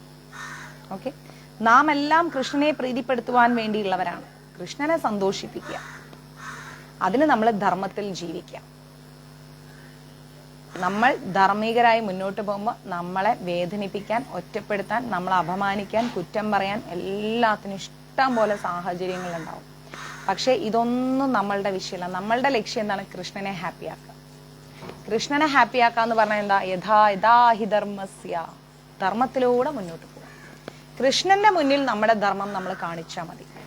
മറ്റൊരാളെ നമ്മൾ ബോധ്യപ്പെടുത്തണ്ട. കൃഷ്ണനെ ബോധ്യപ്പെടുത്താൻ നമ്മുടെ ധർമ്മം. അതാണ് നമുക്ക് വേണ്ടത്. നമ്മൾ ചെയ്യുന്ന പ്രവൃത്തി ആരുടെയും സർട്ടിഫിക്കറ്റ് നമുക്ക് ആവശ്യമില്ല. ഗ്രൂപ്പിൽ വരും അമ്മ, ആരുടെ സർട്ടിഫിക്കറ്റ് നമുക്ക് ആവശ്യമില്ല. ഈ ഭൂമിയിൽ ഒരു ജീവാത്മാവിന്റെ സർട്ടിഫിക്കറ്റ് വേണ്ട. കൃഷ്ണൻ നമ്മൾ ചെയ്യുന്ന പ്രവൃത്തിയിൽ തൃപ്തരാണോ? അതെ. കൃഷ്ണൻ തൃപ്തനാണോ? അത് മാത്രം മതി, മറ്റൊന്നും നോക്കണ്ട. കൃഷ്ണൻ തൃപ്തനാണെങ്കിൽ കൃഷ്ണൻ നിലനിർത്തിയിരിക്കും. അത് ഏത് വലിയ കോടീശ്വരൻ വിചാരിച്ചാലും ശരി, ഏത് ബ്രഹ്മദേവൻ വിചാരിച്ചാലും ശരി, കൃഷ്ണൻ തൃപ്തനാണെങ്കിൽ കൃത്യമായിരിക്കും കാര്യങ്ങൾ. കൃഷ്ണൻ തൃപ്തനല്ല എങ്കിൽ അതുണ്ടാവില്ല. ഓക്കെ. കൃഷ്ണനോടുള്ള ശാശ്വതമായ ആത്മീയ ബന്ധത്തെക്കാൾ, കൃഷ്ണനോടുള്ള എന്നെന്നും നിലനിൽക്കുന്ന ഒരു ആത്മീയ ബന്ധത്തിനേക്കാൾ തനിക്ക് ബന്ധുക്കളോടുള്ള ക്ഷണികമായിരിക്കുന്ന ശാരീരിക ബന്ധത്തെ അർജുനൻ മാനിക്കുന്നത് മായ കൊണ്ടാണ്. കൃഷ്ണനും അർജുനനും കൂടെ എങ്ങനെ യുദ്ധക്കളത്തിൽ വന്നപ്പം അർജുനൻ നോക്കിയപ്പം, അയ്യോ ഇതൊക്കെ എന്റെ കുടുംബങ്ങളല്ലേ, എന്റെ മുത്തച്ഛൻ നിൽക്കുന്നു, എന്റെ അനിയൻ നിൽക്കുന്നു, എന്റെ ചേട്ടൻ നിൽക്കുന്നു, എന്റെ ഗുരു നിൽക്കുന്നു, എന്റെ സുഹൃത്ത് നിൽക്കുന്നു, ഞാൻ യുദ്ധം ചെയ്യില്ല. അപ്പൊ ഇവരെയൊക്കെ എങ്ങനെയാണ് അർജുനൻ ഐഡന്റിഫൈ ചെയ്യുന്നത്? ശരീരം കൊണ്ടാണ്. ഈ ശരീരം എന്നത് എന്താണ്? മായയാണ്. മുത്തച്ഛ എന്ന് വിളിക്കുന്നതും ആ ശരീരത്തെയാണ്, ആത്മാവിനെയല്ല. അനുജ എന്ന് വിളിക്കുന്നതും ആ ശരീരത്തെയാണ്, ആത്മാവിനെയല്ല. അപ്പൊ കൃഷ്ണൻ നോക്കുമ്പോ എന്താ? അർജുനൻ എല്ലാരെയും തിരിച്ചറിയുന്നുണ്ട്. ഈ തിരിച്ചറിവെല്ലാം ശരീരത്തിലൂടെയാണ് തിരിച്ചറിയുന്നത്, അല്ലെ? നമ്മൾ അച്ഛനെ എങ്ങനെയാ തിരിച്ചറിയുക? അച്ഛന്റെ ശരീരത്തിലൂടെ, അച്ഛന്റെ ശബ്ദത്തിലൂടെ. ശരീരം ഉണ്ടായിട്ടാണല്ലോ ശബ്ദം ഉണ്ടായത്, ഇന്ദ്രിയങ്ങൾ കൊണ്ട്. അപ്പം ശരീരം എന്ന് പറയുന്നത് എന്താണ്? മായയാണ്, നശിക്കാനുള്ളതാണ്, ശാശ്വതമല്ല. അപ്പൊ കൃഷ്ണൻ എന്ന് പറയുന്ന പരമസത്യത്തോടുള്ള ശാശ്വതമായിരിക്കുന്ന എന്നെന്നും നിലനിൽക്കുന്ന ആത്മീയ ബന്ധമുണ്ട് നമുക്ക്, അല്ലെ? എല്ലാവർക്കും കൃഷ്ണനോട് ഒരു വലിയ ആത്മീയ ബന്ധമുണ്ട്. ആ ആത്മീയ ബന്ധത്തെക്കാൾ മുകളിലായിട്ട് അർജുനൻ കൂട്ടുകുടുംബാദികളുടെ ശരീരത്തിന്റെ ബന്ധത്തെയാണ് അവിടെ എടുത്തു കാണിച്ചത്. മനസ്സിലായി? അതെന്തുകൊണ്ടാണ് അർജുനൻ അങ്ങനെ തോന്നിയത്? മായ കൊണ്ട്. ആ ശരീരമെല്ലാം നശിക്കാനുള്ളതാണ് എന്ന് അർജുനൻ അവിടെ അറിയുന്നില്ല, ചിന്തിക്കുന്നില്ല അർജുനൻ. അർജുനൻ നോക്കുമ്പോൾ ഇതെല്ലാം ചേട്ടനനിയന്മാരാണ്, ഗുരുക്കന്മാരാണ്, അച്ഛനാണ്, അമ്മയാണ്, അപ്പൂപ്പനാണ്. അപ്പോ ഇതെല്ലാം മായയാണ്. അപ്പൊ കൃഷ്ണൻ പറയുന്നുണ്ട്, അർജുന മായയാണ്, മനസ്സിലായില്ലേ? ഇതെല്ലാം മായയാണ്, ഇതിൽ പോയി പെടരുത്, അടങ്ങിയിരിക്കൂ, ഞാൻ നിനക്ക് കുറച്ച് കാര്യങ്ങൾ പറഞ്ഞു തരാം എന്ന് പറഞ്ഞുകൊണ്ടാണ് കൃഷ്ണൻ എന്ത് ചെയ്യുന്നത്? പരമാത്മാവ്, ആത്മാവ്, കാലം, കർമ്മം, പ്രകൃതി, 5 കാര്യങ്ങൾ പറഞ്ഞു കൊടുക്കുന്നത്. ഈ 5 കാര്യങ്ങളാണ് സാക്ഷാൽ ഗീത. ഈ 5 കാര്യങ്ങൾ പഠിച്ചു കഴിഞ്ഞാൽ ഗീത സമ്പൂർണമായി. ആ കുരുക്ഷേത്ര യുദ്ധഭൂമിയിൽ വെച്ചിട്ട് അർജുനൻ തിരിച്ചറിഞ്ഞ ശരീരം എന്ന് പറയുന്ന മായയിലൂടെ അർജുനൻ തിരിച്ചറിഞ്ഞ ബന്ധുമിത്രാദികളെക്കാൾ മുകളിലാണ് കൃഷ്ണൻ എന്ന് പറയുന്ന നിരപേക്ഷ സത്യമെന്ന് കൃഷ്ണൻ പറഞ്ഞു കൊടുക്കുകയാണ്. അതിന് 5 ഉപാധികൾ കൃഷ്ണൻ സ്വീകരിക്കുന്നു. പരമാത്മാവ്, ആത്മാവ്, കാലം, കർമ്മം, പ്രകൃതി. ഈ 5 കാര്യങ്ങളിലൂടെ കൃഷ്ണൻ ഗീത പറഞ്ഞു കൊടുക്കുന്നു അർജുനന്. ആ അർജുനൻ എന്ത് ചെയ്യുന്നു?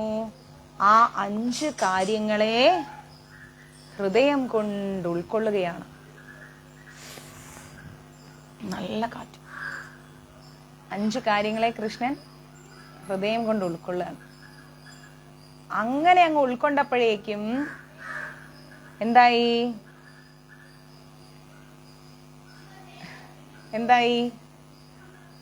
അർജുനൻ കൃഷ്ണനോടൊരു ആത്മബന്ധം പുലർത്തുകയാണ്. ഏത് രീതിയിൽ? സഹോദരനായി, സുഹൃത്തായി, ഗുരുവായി. അർജുനൻ അങ്ങ് ഭയങ്കരമായിട്ടൊരു ആത്മബന്ധം സൂക്ഷിക്കുകയാണ്. ആ ആത്മബന്ധത്തിലൂടെ അർജുനൻ എന്താണ്? ഗീത മനസ്സിലാക്കുകയാണ്. ആ ഗീതയിലൂടെ കൃഷ്ണനെ അറിയാണ്. മനസ്സിലായോ? ഇല്ലല്ലേ? മാറിയില്ലേ? ഇവിടെ തന്നെ ഇരിക്കുന്ന സ്ഥലം മാറിയില്ലേ? അപ്പൊ അതേപോലെ നമ്മൾ എന്ത് ചെയ്യണം? ശരീരം എന്ന് പറയുന്ന മായയിൽ നിന്ന് പുറത്തു വന്നിട്ട് കൃഷ്ണൻ എന്ന് പറയുന്ന പരമസത്യത്തിലേക്ക് ലയിക്കാൻ പോണം. ആ ശാശ്വതമായ ബന്ധമാണ് സ്ഥിരമായിട്ടുണ്ടാവുക. ശരീരമാകുന്ന അച്ഛൻ, അമ്മ, മക്കൾ, ബന്ധുമിത്രാദികളെല്ലാം ഇന്നല്ലെങ്കിൽ നാളെ നമ്മളെ വിട്ടു പോകും എന്ന ബോധം നമുക്ക് വേണം. ആ ബോധത്തിനും ആ ബന്ധത്തിനും മുകളിലാണ് കൃഷ്ണൻ എന്ന് പറയുന്ന നിരപേക്ഷ സത്യം എന്ന തിരിച്ചറിവ് ആരുടെയൊക്കെ ഉള്ളിലുണ്ടാകുന്നുവോ അവർ കൃഷ്ണനുമായിട്ടൊരു ആത്മബന്ധം വളർത്തും. ഓട്ടോമാറ്റിക്കലി വളരും. നഷ്ടബോധങ്ങൾ ഉണ്ടാവില്ല നമുക്ക്. ഏതൊരു ജീവാത്മാവിനും ഭഗവാന്റെ നിത്യദാസൻ എന്ന നിലയിൽ കൃഷ്ണനിൽ നിന്ന് ഭിന്നമായ ഒരു അസ്തിത്വമില്ല. എല്ലാ ജീവാത്മാക്കളും ഭഗവാന്റെ നിത്യദാസന്മാരാണ്. എല്ലാ ജീവാത്മാക്കളും, ഉറുമ്പായാലും എലിയായാലും പുലിയായാലും നായയായാലും നരിയായാലും മനുഷ്യനായാലും എല്ലാ ജീവാത്മാക്കളും ഭഗവാന്റെ നിത്യദാസന്മാരാണ്. നിത്യവും നമ്മൾ അറിയാതെ ഭഗവാന്റെ ദാസവൃത്തി ചെയ്തുകൊണ്ടിരിക്കുകയാണ്. നമ്മൾ അറിയുന്നില്ല. എങ്ങനെയാ ദാസവൃത്തി ചെയ്യുന്നത്? ഞാൻ ഇന്ന് ഭഗവാന് വേണ്ടി വിളക്ക് വെച്ചില്ല, ഞാൻ ഇന്ന് ഭഗവാന് വേണ്ടിയിട്ട് നേദ്യം കൊടുത്തിട്ടില്ല, നാമങ്ങൾ ചൊല്ലിയിട്ടില്ല, പിന്നെ എന്ത് ദാസിപ്പണിയാണ് ഞാൻ ഭഗവാന് വേണ്ടി ചെയ്തത് എന്ന് നമ്മൾ ചോദിക്കില്ലേ, ചിന്തിക്കില്ലേ? നമ്മൾ ഇന്ന് ഇരിക്കുന്നിടത്ത് ഇരുന്നിട്ടുണ്ടെങ്കിൽ അത് ഭഗവാൻ വിചാരിച്ചിട്ടാണ്. എഴുന്നേൽക്കൂ എന്ന് പറഞ്ഞാൽ നമ്മൾ എഴുന്നേൽക്കും, ഇരിക്കൂ എന്ന് പറഞ്ഞാൽ ഇരിക്കും, നടക്കൂ എന്ന് പറഞ്ഞാൽ നടക്കും, കഴിക്കൂ എന്ന് പറഞ്ഞാൽ കഴിക്കും. ഇതൊക്കെ നമ്മൾ വിചാരിക്കും നമ്മുടെ തോന്നൽ കൊണ്ട് നമ്മൾ ചെയ്യുന്നത് അല്ല. ഭഗവാൻ തീരുമാനിക്കണം, അവൾ അവിടെ ഇരിക്കട്ടെ, അവൾ ഇത് പറയട്ടെ, അവൾ ഉറങ്ങട്ടെ, അവൾ എഴുന്നേൽക്കട്ടെ, അവൾ കുളിക്കട്ടെ, അവൾ നടക്കട്ടെ, അവൾ കഴിക്കട്ടെ, അവളുടെ വയറ്റിൽ ദഹിക്കട്ടെ, അവൾ മരിക്കട്ടെ. അവിടെ ഇരുന്ന് ചക്രം തിരിക്കുകയാണ്. അപ്പൊ ആ മുതലാളി പറയുന്നതിനനുസരിച്ചാണ് ഇവിടെ തൊഴിലാളികളായ നമ്മൾ പ്രവർത്തിക്കുന്നത്. കിച്ചൂട്ടനകത്താ ആ മുതലാളി പറയുന്നതിനനുസരിച്ചാണ് തൊഴിലാളികളായ നമ്മൾ പ്രവർത്തിക്കുന്നത്. അപ്പൊ ദാസിപ്പണിയായില്ലേ നമ്മൾ ചെയ്യുന്നത്? അപ്പൊ നിത്യദാസന്മാരായില്ലേ നമ്മള്? ഭഗവാന്റെ തീരുമാനത്തിനനുസരിച്ചാണ് നമ്മുടെ ഓരോ ദിവസവും കടന്നു പോകുന്നത്. അപ്പൊ ഭഗവാന്റെ നിത്യദാസിദാസന്മാരല്ലേ നമ്മള്? അതിന് ഭഗവാന് വേണ്ടി നമ്മളൊന്നും ചെയ്യണമെന്നില്ല. ഭഗവാന് വേണ്ടി നമ്മൾ നേദ്യം വെച്ച് പ്രാർത്ഥനാദികൾ സമർപ്പിക്കുമ്പോൾ അത് ഭക്തിയുത സേവനമായി. ഭഗവാന്റെ ദാസ്യവൃത്തിയും ഭഗവാന്റെ ഭക്തിയുത സേവനവും തമ്മിൽ വ്യത്യാസമുണ്ട്. ഭഗവാന് വേണ്ടി നമ്മൾ ജപങ്ങളും ധ്യാനവും ജപവും നേദ്യവും ഒക്കെ കൊടുക്കുമ്പോൾ അത് ഭക്തിയുത സേവനമായി. ഭഗവാന്റെ നിത്യദാസൻ എന്ന് പറഞ്ഞാൽ അദ്ദേഹം തീരുമാനിക്കുന്നത് പോലെ നമ്മൾ നടക്കുന്നു, ഇരിക്കുന്നു, ഉറങ്ങുന്നു, എഴുന്നേക്കുന്നു. അത് ഭഗവാന്റെ തീരുമാനത്തിനനുസരിച്ചാണ്. അല്ലാണ്ടല്ല നമ്മൾ വിചാരിക്കും എനിക്ക് ഉറക്കം വന്നു, വയ്യ, ഞാൻ ഉറങ്ങാൻ പോകും. ഭഗവാൻ വിചാരിച്ചിട്ടാണ് ആ ഉറക്കം വരുന്നത്. ഭഗവാൻ വിചാരിക്കണം ഇന്ന് ഇവളുടെ കണ്ണുകളുടെ ഇമ അടയണ്ട എന്ന് വെച്ചാൽ നമ്മുടെ കണ്ണ് ഇങ്ങനെ തന്നെ ഇരിക്കും, അടയൂല. നമ്മുടെ കണ്ണിങ്ങനെ ഇടയ്ക്ക് അടയുന്നില്ലേ? ഭഗവാൻ വിചാരിച്ചിട്ടാണ് ഓക്കെ നടക്കട്ടെ, അപ്പൊ നമ്മുടെ കണ്ണടയും. അത് ഇത്രയും ജീവാത്മാക്കളെ കൺട്രോൾ ചെയ്യാൻ ഭഗവാന് സാധിക്കുന്നില്ലേ? ഭഗവാൻ എന്താണെന്നൊന്ന് ചിന്തിച്ചു നോക്കിക്കേ, ആലോചിച്ച് നോക്കിക്കേ. അപ്പൊ നമ്മൾ അറിയുന്നില്ല നമ്മൾ ഭഗവാന്റെ നിത്യദാസിദാസന്മാരാണ് എന്ന് പറയുന്ന പരമസത്യം. ഓക്കെ, ഭഗവാന്റെ വിഭിന്നാംശങ്ങൾ എന്ന നിലയ്ക്ക് ജീവസത്തത്തുകൾക്ക് ഒരു ഉദ്ദേശം നിറവേറ്റാനുണ്ട്. ഭഗവാന്റെ വിഭിന്നാംശങ്ങൾ, അതായത് ഭഗവാനിൽ നിന്ന് വേർപെട്ട വ്യക്തിത്വങ്ങൾ എന്ന നിലയ്ക്ക് എല്ലാ ജീവജാലങ്ങൾക്കും ഒരു ഉദ്ദേശം നിറവേറ്റാനുണ്ട് ഭഗവാനോട്. എന്താണ് ആ ഉദ്ദേശം? ആ ലക്ഷ്യം മറന്നിട്ട്, ആ ഒരു ഉദ്ദേശം മറന്നിട്ട് ഓർമ്മ വെച്ച കാലം മുതൽ അവര് മനുഷ്യൻ, ദേവൻ, മൃഗങ്ങൾ തുടങ്ങിയ ശരീരങ്ങളിൽ മാറി മാറി കഴിയാണ്. നമ്മുടെ ആത്മാക്കൾ എന്താ ചെയ്യണത്? ഓർമ്മ വെച്ച കാലം തൊട്ടേ നമ്മുടെ ആത്മാവ് നമ്മുടെ ലക്ഷ്യം എന്താണ്, ഭഗവാനുമായിട്ടുള്ള നമ്മുടെ ആത്മബന്ധം എന്താണെന്നറിയാതെ കുറെ മനുഷ്യനായിട്ട് ജീവിക്കും, കുറെ മൃഗമായിട്ട് ജീവിക്കും, കുറെ നല്ല പ്രവൃത്തി ചെയ്ത് ദേവനായിട്ട് ജീവിക്കും. ഇങ്ങനെ ഈ ആത്മാവ് ഇങ്ങനെ മാറിക്കൊണ്ടിരിക്കുകയാണ്. എന്നാൽ ലക്ഷ്യം എന്താണെന്ന് മനസ്സിലാക്കുന്നില്ല. ഭഗവാനോടുള്ള ആ ഒരു ലക്ഷ്യം, അല്ലെ ഭഗവാനോടുള്ള നമ്മളെ ജീവിതം കൊണ്ടുള്ള നമ്മുടെ ഉദ്ദേശം ഇതെന്താന്ന് നമ്മൾ ചിന്തിക്കാതെ കാലങ്ങളായിട്ട് ഇങ്ങനെ ജ്ഞാനപ്പാനയിൽ പറഞ്ഞ പോലെ നരിയായും നായയായും നരനായിട്ടൊക്കെ ഇങ്ങനെ ജന്മം എടുത്തുകൊണ്ടിരിക്കുകയാണ്. മലത്തിലെ കൃമിയായിട്ടും ഒക്കെ ജനിച്ചിങ്ങനെ നിൽക്കുകയാണ്. മാറി മാറി മാറി മാറി മാറി ഉദ്ദേശം തിരിച്ചറിയണില്ല. ജനിക്കുന്നു മരിക്കുന്നു, ജനിക്കുന്നു മരിക്കുന്നു, ജനിക്കുന്നു മരിക്കുന്നു. എന്തിനാ ജനിക്കുന്നത്, എന്തിനാ മരിക്കുന്നത്, ഈ ഉദ്ദേശം തിരിച്ചറിയുന്നില്ല. അതീന്ദ്രിയമായിരിക്കുന്ന ഭഗവത് സേവനത്തെ വിസ്മരിച്ചതിൽ നിന്നുളവാകുന്നതാണ് ഈ ദേഹവ്യത്യാസങ്ങൾ. അതീന്ദ്രിയമാകുന്ന ഭഗവത് സേവനത്തെ, അല്ലാതെ നമ്മുടെ ഭൗതികമായിരിക്കുന്ന ഭഗവത് സേവനമല്ല, അതീന്ദ്രിയമായിരിക്കുന്ന ഭഗവാന്റെ സേവനം. ഭഗവാനോടുള്ള ആ ഒരു അതീന്ദ്രിയമായ സേവനം എന്താണെന്ന് നമ്മൾ മറന്നു പോയത് കൊണ്ടാണ് നമുക്ക് എന്ത് ലഭിക്കുന്നത്? ഈ ശരീരത്തിന് ഇങ്ങനെ വ്യത്യാസങ്ങൾ ലഭിച്ചുകൊണ്ടിരിക്കുന്നത്. കുറെ നായയായിട്ട് ജനിച്ച്, കുറെ നരിയായി ജനിച്ച്, കുറെ മനുഷ്യനായി ജനിച്ച്, കുറെ മൃഗമായി ജനിച്ച്, കുറെ ചെടികളായി ജനിച്ച്, ഇങ്ങനെ വ്യത്യാസങ്ങൾ ഈ ശരീരത്തിന് സംഭവിക്കുന്നത് എന്തുകൊണ്ടാ? മരിക്കുന്നു, ജനിക്കുന്നു, മരിക്കുന്നു, ജനിക്കുന്നു, മരിക്കുന്നു, ഇതിനൊരു അവസാനം കിട്ടുന്നില്ല. കാരണം എന്താ? ഭഗവാനുമായിട്ടുള്ള ഒരു വലിയൊരു ബന്ധമുണ്ട്, ഒരു ലക്ഷ്യമുണ്ട്. ഇപ്പോൾ നമ്മൾ 1ാം ക്ലാസ്സിൽ ചേർക്കുന്നത് എന്തിനാ? 10ാം ക്ലാസ് വരെ പഠിച്ച് പിന്നെ +2 പോയി, +2 കഴിഞ്ഞ് ഡിഗ്രി പോയി, അവിടെ നിന്ന് ഒരു കോഴ്സ് എടുത്ത് പഠിച്ച് ഒരു ജോലിയിൽ ഒരു സ്ഥാനത്തെത്താൻ ഒരു ലക്ഷ്യബോധമുണ്ട് നമുക്ക്, ഇല്ലേ? പക്ഷേ ഈ ജീവാത്മാവിനും അതുപോലെ ഒരു ലക്ഷ്യബോധമുണ്ട്. ആ ലക്ഷ്യബോധം നമ്മൾ മറന്നു പോവാണ്. ആ ലക്ഷ്യബോധം നമ്മൾ ഓർത്തു കഴിഞ്ഞാൽ നമുക്കിങ്ങനെ ജനിച്ച് മരിച്ച് കളിക്കണ്ട. നമ്മൾ വേഗം ലക്ഷ്യത്തിലേക്ക് എത്തും. ഒരു പെട്ടി തുണിയുമായിട്ട് ഇറങ്ങിയാൽ നമുക്കൊരു ലക്ഷ്യമുണ്ട്. ഇന്ന സ്ഥലത്ത് പോയി ഇന്ന സ്ഥലത്തേക്ക് തിരിച്ചു വരണം, അല്ലേ? ഇന്നടത്തേക്ക് പോയി ഇന്നടത്തേക്ക് തിരിച്ചു വരണം എന്ന് നമുക്കൊരു ലക്ഷ്യമുണ്ട്, ആണോ അല്ലേ? ആ ലക്ഷ്യം ഇല്ലാണ്ടായാലും എന്തിനു പറ്റും? ജീവിതം വേസ്റ്റ് ആയി പോകും. പക്ഷെ നമ്മൾ എന്ത് ചെയ്യണം? ആ ലക്ഷ്യബോധത്തോടു കൂടി നമ്മൾ ജീവിക്കാൻ പഠിക്കണം. അപ്പൊ അതേപോലെ ഭഗവാനുമായിട്ടുള്ള ആ ലക്ഷ്യബോധം എന്താണെന്ന് മറന്നു പോകുന്നത് കൊണ്ടാണ് ജനിച്ച് മരിച്ച് കളിക്കുന്നത്. ഭഗവാനുമായിട്ട് ആ ഒരു ലക്ഷ്യബോധമുണ്ട് എങ്കിൽ എന്തായി? ഒരിക്കലും ജനിച്ചും മരിച്ചും കളിക്കേണ്ട കാര്യമില്ല. വേഗം വന്നിടത്തേക്ക് തന്നെ ഭഗവാന്റെ അടുത്തേക്ക് തന്നെ തിരിച്ചു പോകാൻ പറ്റും. ഈ ജനിച്ചും മരിച്ചും കളിക്കുന്നത് കൊണ്ടാണ് ബന്ധുമിത്രാദികളുടെ കയ്യിൽ നിന്നൊക്കെ നമുക്ക് ആട്ടും തുപ്പും വഴിയും കേട്ട് ഇങ്ങനെ കരഞ്ഞ് ഗതികെട്ട് വിഷമിച്ച് ഒരു ഗതിയും പരഗതിയും ഇല്ലാതെ ഹൃദയം നേറി ജീവിക്കേണ്ടി വരുന്നത്. ഈ ഹൃദയത്തിന്റെ വേദന, ഈ മനസ്സിന്റെ വേദന എന്നൊക്കെ പറയില്ലേ, ശ്മശാനത്തിലെത്തിയ ഈ ഹൃദയം വരെ കരിച്ചു കളയില്ലേ, കത്തിച്ചു കളയില്ലേ? അത്രയും നാൾ അനുഭവിച്ച ഹൃദയത്തിന്റെ വേദന എവിടെ പോയി? ഹൃദയം അങ്ങ് കത്തിച്ചു. പിന്നെ ആത്മാവ് പോയി വേറൊരു ശരീരം എടുക്കും, അവിടെ ഒരു ഹൃദയം വരും. ആ ഹൃദയവും കുറെ നാളെ വേദനിക്കും, പിന്നെ കത്തിച്ചു കളയും. ഇങ്ങനെ റൊട്ടീനായിട്ട് സംഭവിക്കുക. ഇതെല്ലാം വിട്ട് ഒരിക്കലും കത്തിക്കാത്തൊരു ആത്മീയ ശരീരവുമായി കൃഷ്ണന്റെ തൊട്ടടുത്ത് ഇങ്ങനെ ഇരിക്കാൻ പറ്റിയ ആരും നമ്മളെ ഒന്നും പറയാനില്ല, ആരും നമ്മളെ ചോദ്യം ചെയ്യാനില്ല. നമ്മൾ ചെയ്യുന്നത് ശരിയാണോ തെറ്റാണോ എന്ന് പോലും ചോദ്യം ചെയ്യാൻ ആരുമില്ല. നമുക്കൊന്നും ചിന്തിക്കാനില്ല, വിശപ്പില്ല, ദാഹമില്ല, കരയ എന്ന് പറയുന്ന ഒരു ഭാവമേ ഇല്ല. എല്ലാം ചിരി, എപ്പോഴും ചിരി, എപ്പോഴും സന്തോഷം. ഇത് മാത്രമായിട്ടാണ് നമ്മൾ ജീവിച്ചു പോകുന്നതെങ്കിൽ എന്തായി? അതിനേക്കാൾ ഒരു ആനന്ദം വേറെ ഇല്ല, അല്ലേ? നമ്മളെ ഒരു വീട്ടില് നമുക്ക് പണമുണ്ട്, എല്ലാം ഉണ്ട്, എല്ലാ സൗകര്യവും ഉണ്ട്, ഒരു ടെൻഷനും ഇല്ലേ, നമുക്ക് എത്ര സമാധാനം ഉണ്ടാവും? നമ്മൾ പറയില്ലേ? പക്ഷെ ഇതെല്ലാം ഉണ്ടായാലും ചിലപ്പോൾ സമാധാനം ഉണ്ടാവില്ല, അത് വേറെ കാര്യം. അപ്പോൾ നമ്മുടെ ജീവിതത്തിൽ ഒരു പ്രശ്നങ്ങളും ഇല്ലാത്തൊരവസ്ഥ, നമുക്ക് ചുറ്റും എല്ലാം പെർഫെക്റ്റ് ആയിരിക്കുന്ന ഒരു അവസ്ഥ എന്ന് പറയുമ്പോൾ എത്ര സമാധാനം. നമ്മൾ കിടന്നാൽ ആ ഉറക്കം അങ്ങ് ഡീപ്പ് സ്ലീപ്പിലേക്ക് പോകും. നമ്മൾ ഭഗവാന്റെ അടുത്താണ് ഇരിക്കുന്നതെങ്കിൽ നമ്മളിങ്ങനെ ഉറങ്ങായിരിക്കേ.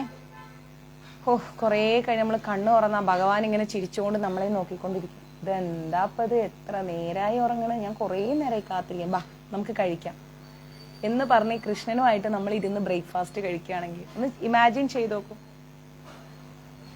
നമ്മൾ എവിടെയെങ്കിലുമൊക്കെ ഒന്ന് ഇരിക്കുകയാണെങ്കിൽ ഭഗവാൻ ഓടി വന്നിട്ട് എന്താ അവിടെ ഒറ്റയ്ക്ക് ഇരിക്കുന്നത്, ബാ നമുക്ക് അവിടെ ഗോപികമാരുമായിട്ട് ഡാൻസ് ചെയ്യാം, നൃത്തം വെക്കാം, നമുക്കിതേ വൃന്ദാവനത്തിൽ കുറെ പശുക്കളുണ്ട്, അവരായിട്ടൊക്കെ നമുക്ക് ഓടി നടക്കാം, അവിടെ കിളികളുണ്ട്, അതുണ്ട്, ഇതുണ്ട്. അങ്ങനെ നമ്മളിങ്ങനെ പോവാണ്. ഒരാളും വേദനിപ്പിക്കാനില്ല, ലോൺ അടയ്ക്കാനില്ല, ചീത്ത പറയാനില്ല, വിശക്കുന്നില്ല, ദാഹിക്കുന്നില്ല. ആനന്ദം ആനന്ദം ആനന്ദം പരമാനന്ദം. കൃഷ്ണനുമായിട്ട് ഊഞ്ഞാലാടുന്നു. മൊബൈലില്ല, മെസ്സേജ് ഇല്ല, നെറ്റ്വർക്ക് ഇഷ്യൂ ഇല്ല, ഒന്നുമില്ല, നത്തിങ്. കൃഷ്ണാന്ന് വിളിച്ച ഞാൻ ഇവിടെ ഉണ്ട്, എന്താ, ബാ നമുക്ക് അവിടെ വരെ പോയിട്ട് വരാം. ദേ യഥാർത്ഥ യമുന വൃന്ദാവനത്തിലുണ്ട്, നമുക്ക് യമുനയിൽ പോയി നീന്തി തുടിക്കാം, ബാ പോവാം എന്നും പറഞ്ഞിട്ട് കൃഷ്ണനുമായിട്ട് നീന്തി തുടിക്കാൻ പോകുന്നു. അവിടെയുള്ള എല്ലാവർക്കും കൃഷ്ണൻ സമീപസ്ഥനാണ്, എല്ലാവർക്കും കൃഷ്ണനെ കാണാം, എല്ലാവരുടെ കൂടെയും കൃഷ്ണനുണ്ട്. ഒരു എന്താ പറയാ, നൃത്തം കണ്ടിട്ടില്ലേ നമ്മുടെ നിധിവനത്തിലെ ഗോപികമാർ, എല്ലാ ഗോപികമാരുടെ കൂടെയും കൃഷ്ണനുള്ളത്. അതുപോലെ നമ്മൾ പോയാൽ നമ്മുടെ കൂടെയും കൃഷ്ണൻ വരും. കൃഷ്ണൻ എത്ര വേണമെങ്കിലും കൃഷ്ണനാവാം. അങ്ങനെ നമ്മുടെ കയ്യും പിടിച്ച് കൃഷ്ണൻ ആടി, നിനക്ക് വിശക്കുന്നുണ്ടോ? ആ എനിക്ക് വിശക്കുന്നുണ്ട്, ബാ എന്നാ നമുക്ക് കഴിക്കാം എന്നും പറഞ്ഞ് നല്ല ചോറും തൈരും കൃഷ്ണനുമായിട്ട് ഒരുമിച്ചിരുന്ന് മൂന്നാമതൊരാളെ നമ്മൾ നോക്കുന്നില്ല, ഒരു തേർഡ് പേഴ്സണിലേക്ക് നമ്മൾ പോണില്ല. കൃഷ്ണനും ഞാനും ഇരുന്ന് കഴിച്ച് ഉറക്കം വരുന്നുണ്ടോ? ആ ഉണ്ട്, ബാ നമുക്ക് ആ മരച്ചൂട്ടിൽ പോയി കിടക്കാം, നല്ല കാറ്റ് അവിടെ. അങ്ങനെ നമ്മൾ ആ മരച്ചൂട്ടിൽ പോയി കിടക്കുമ്പോൾ നോക്ക് എത്ര ഭംഗിയുള്ള ആത്മീയ ആകാശമാണെന്ന് കൃഷ്ണൻ പറഞ്ഞിരുന്നു നമുക്ക്. ഈ ആത്മീയ ആകാശം നോക്കൂ, എത്ര സുന്ദരമാണെന്നല്ലേ. നിനക്ക് അങ്ങോട്ട് പോകാൻ തോന്നുന്നുണ്ടോ? അവിടെ ആരാ, ബാ നമുക്ക് പോയി നോക്കാം. വേണ്ട, ഇപ്പൊ ഉറക്കം വരുന്നു, എന്നാ ഉറങ്ങ്, ഞാൻ നല്ല ഓടക്കുഴൽ വായിച്ചിരാം എന്നും പറഞ്ഞ് കൃഷ്ണൻ നമുക്ക് നല്ലൊരു ഓടക്കുഴലും വായിച്ചു തന്ന് നമ്മൾ അങ്ങനെ ആ ആത്മീയ ആകാശവും നോക്കി ആനന്ദമായിട്ട് നമ്മൾ ലയിക്കുമ്പോൾ കൃഷ്ണൻ എന്ന് പറയുന്ന ആ പരമസത്യത്തെ നമ്മൾ അങ്ങ് ഹൃദയം കൊണ്ട് അറിയുന്ന നിമിഷം അതിനേക്കാൾ മറ്റൊന്നും നമുക്കില്ല.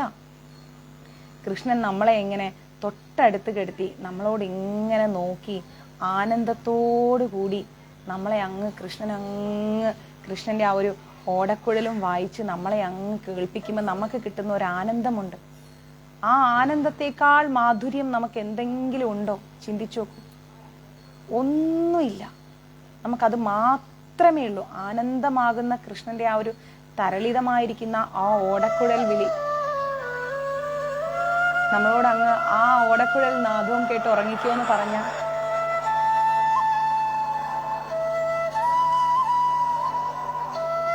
അറിയാതെ നമ്മളങ്ങ് ഉറങ്ങിപ്പോയി. എന്നിട്ട് കൃഷ്ണൻ ചോദിക്കുകയാണ്, ഇനിയും നിനക്ക് മതിയായില്ലെങ്കിൽ ഞാൻ നിനക്ക് ഇനിയും കേൾപ്പിക്കാം എന്ന് പറഞ്ഞുകൊണ്ട് കൃഷ്ണൻ അങ്ങനെ നമ്മൾ ഓടക്കുഴൽ നാദം വിളിച്ച് കേൾപ്പിക്കും. അതിനേക്കാൾ ആനന്ദം എന്താ ഉള്ളത്? അതിനേക്കാൾ ആനന്ദമായിട്ട് ഒന്നുമില്ല. ആ ഓടക്കുഴൽ നാദവും കേട്ട് നമ്മൾ ഇങ്ങനെ നല്ല സുഖമായിട്ട് കൃഷ്ണന്റെ ഒപ്പം, കൃഷ്ണൻ നമ്മളെ നോക്കിക്കൊണ്ട് കിടക്കുകയാണെങ്കിൽ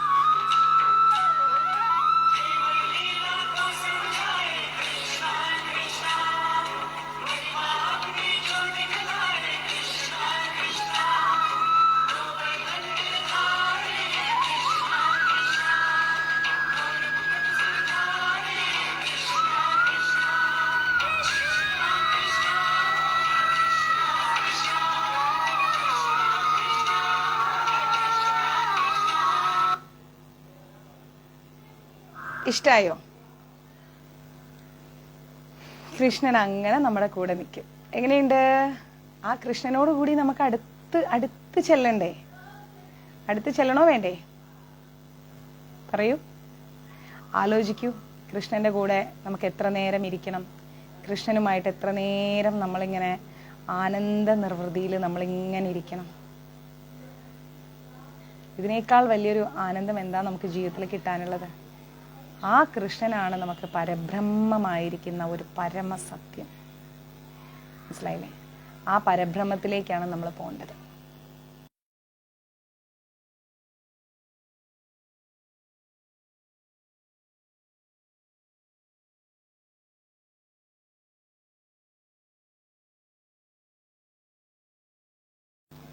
ആ പരബ്രഹ്മത്തിലേക്ക് ലയിച്ചു കഴിഞ്ഞാൽ പിന്നെ നമുക്കൊരിക്കലും കൃഷ്ണനെ പിരിയേണ്ടി വരില്ല. കൃഷ്ണനെ ഒരിക്കലും നമുക്ക് പിരിയേണ്ടി വരില്ല. കൃഷ്ണനുമായിട്ട് വലിയൊരു ആത്മബന്ധം നമുക്ക് ലഭിക്കും. ആ കൃഷ്ണൻ മതി നമുക്ക്. മനസ്സിലായില്ലേ? മനസ്സിലായോ? ആ ബന്ധം മതി നമുക്ക്. നമുക്ക് മറ്റൊരു ബന്ധം ഈ ലോകത്ത് വേണ്ട. കൃഷ്ണനാണ് നമുക്കെല്ലാം. കൃഷ്ണനെ അറിയാമെന്ന് പറഞ്ഞു കഴിഞ്ഞാൽ അതൊരു വല്ലാത്തൊരു ഫീലാണ്. കണ്ണനെ അറിയാൻ നമ്മൾ എന്തിനാ വൈകുന്നത്? ഒരിക്കലും അറിയണ്ട. കണ്ണനെ അറിയാൻ ഇനിയും സമയമുണ്ട്.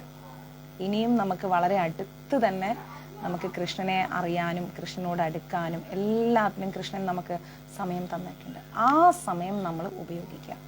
ആ സമയം ഉപയോഗിച്ചു കഴിഞ്ഞാൽ ഒരിക്കലും നമ്മൾ എന്താ പറയുക, നമ്മളൊരിക്കലും തോറ്റുപോകില്ല ജീവിതത്തിൽ. നമ്മളെ ആരും വേദനിപ്പിക്കില്ല. മനസ്സിലായില്ലേ? കൃഷ്ണനെ അറിയണം. കൃഷ്ണൻ നമ്മളെ കാത്തിരിക്കുന്നുണ്ട്. ആ ഒരു കാത്തിരിപ്പിന് വേണ്ടിയിട്ട് നമ്മളിങ്ങനെ ആനന്ദത്തോടു കൂടി കൃഷ്ണാവബോധത്തിൽ ഉറച്ചു നിൽക്കുക. എത്രത്തോളം കൃഷ്ണനുമായിട്ട് അടുക്കാൻ പറ്റുമോ അത്രത്തോളം അടുക്കുക. സമയം കിട്ടുമ്പോഴൊക്കെ കൃഷ്ണന് വേണ്ടിയിട്ട് എന്താ പറയുക,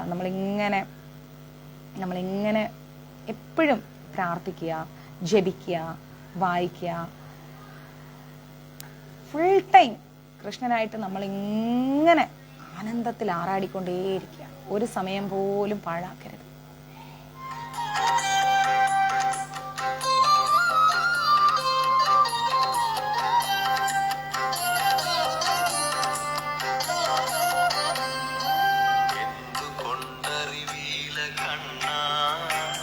നിൻ മുന്നിലെൻ കണ്ണു നിറഞ്ഞു പോയി.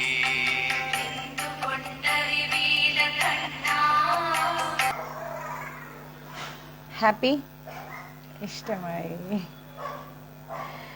ഇനി പോസ്റ്റ് ഓഫീസിലൊക്കെ പോകാനുണ്ട്. നേരത്തെ തിരിച്ചെത്തിയാൽ നമുക്ക് വൈകുന്നേരം മഹാഭാരതം കേൾക്കാം. ഓക്കെ. ഹരേ കൃഷ്ണ. സർവം കൃഷ്ണ അർപ്പണമസ്തു. പ്രഭുപാദ് കി ജയ്, ഗുരു മഹാരാജ് കി ജയ്, രാധാ ഭവനപുരേഷൻ കി ജയ്. ഇനി ഒരു മണിക്കൂർ നേരത്തേക്ക് എനിക്ക് കുറച്ച് ജോലിയുണ്ട്. 1 അവറിലേക്ക്. വിശക്കുന്നുണ്ടോ? എനിക്ക് വിശക്കുന്നില്ല. 1 അവർ നേരത്തേക്ക് എന്നെ ലൈനിൽ ആർക്കും കിട്ടില്ല. കുറച്ച് പണിയുണ്ട്. ഓക്കെ. പിന്നെ ലൈവ് ഷെയർ ചെയ്തില്ല പലരും. കുറ്റം പറയില്ല, മറന്നുപോയതാണ്. നിങ്ങൾ മാക്സിമം ഷെയർ ചെയ്യൂ കേട്ടോ. നമ്മുടെ ക്ലാസ്സിൻ്റെ ആ ഒരു ആംബിയൻസ് എല്ലാവരിലും എത്തട്ടെ. വിഷമിക്കുന്ന, കഷ്ടപ്പെടുന്ന, സങ്കടപ്പെടുന്ന, ഒറ്റയ്ക്കിരിക്കുന്ന എല്ലാവരിലേക്കും നമ്മുടെ ക്ലാസ്സിൻ്റെ ആംബിയൻസ് എത്തട്ടെ. ഓക്കെ. വണക്കം സർ. അപ്പോൾ ഹരേ കൃഷ്ണ. നമുക്ക് കാണാം കേട്ടോ. ബൈ.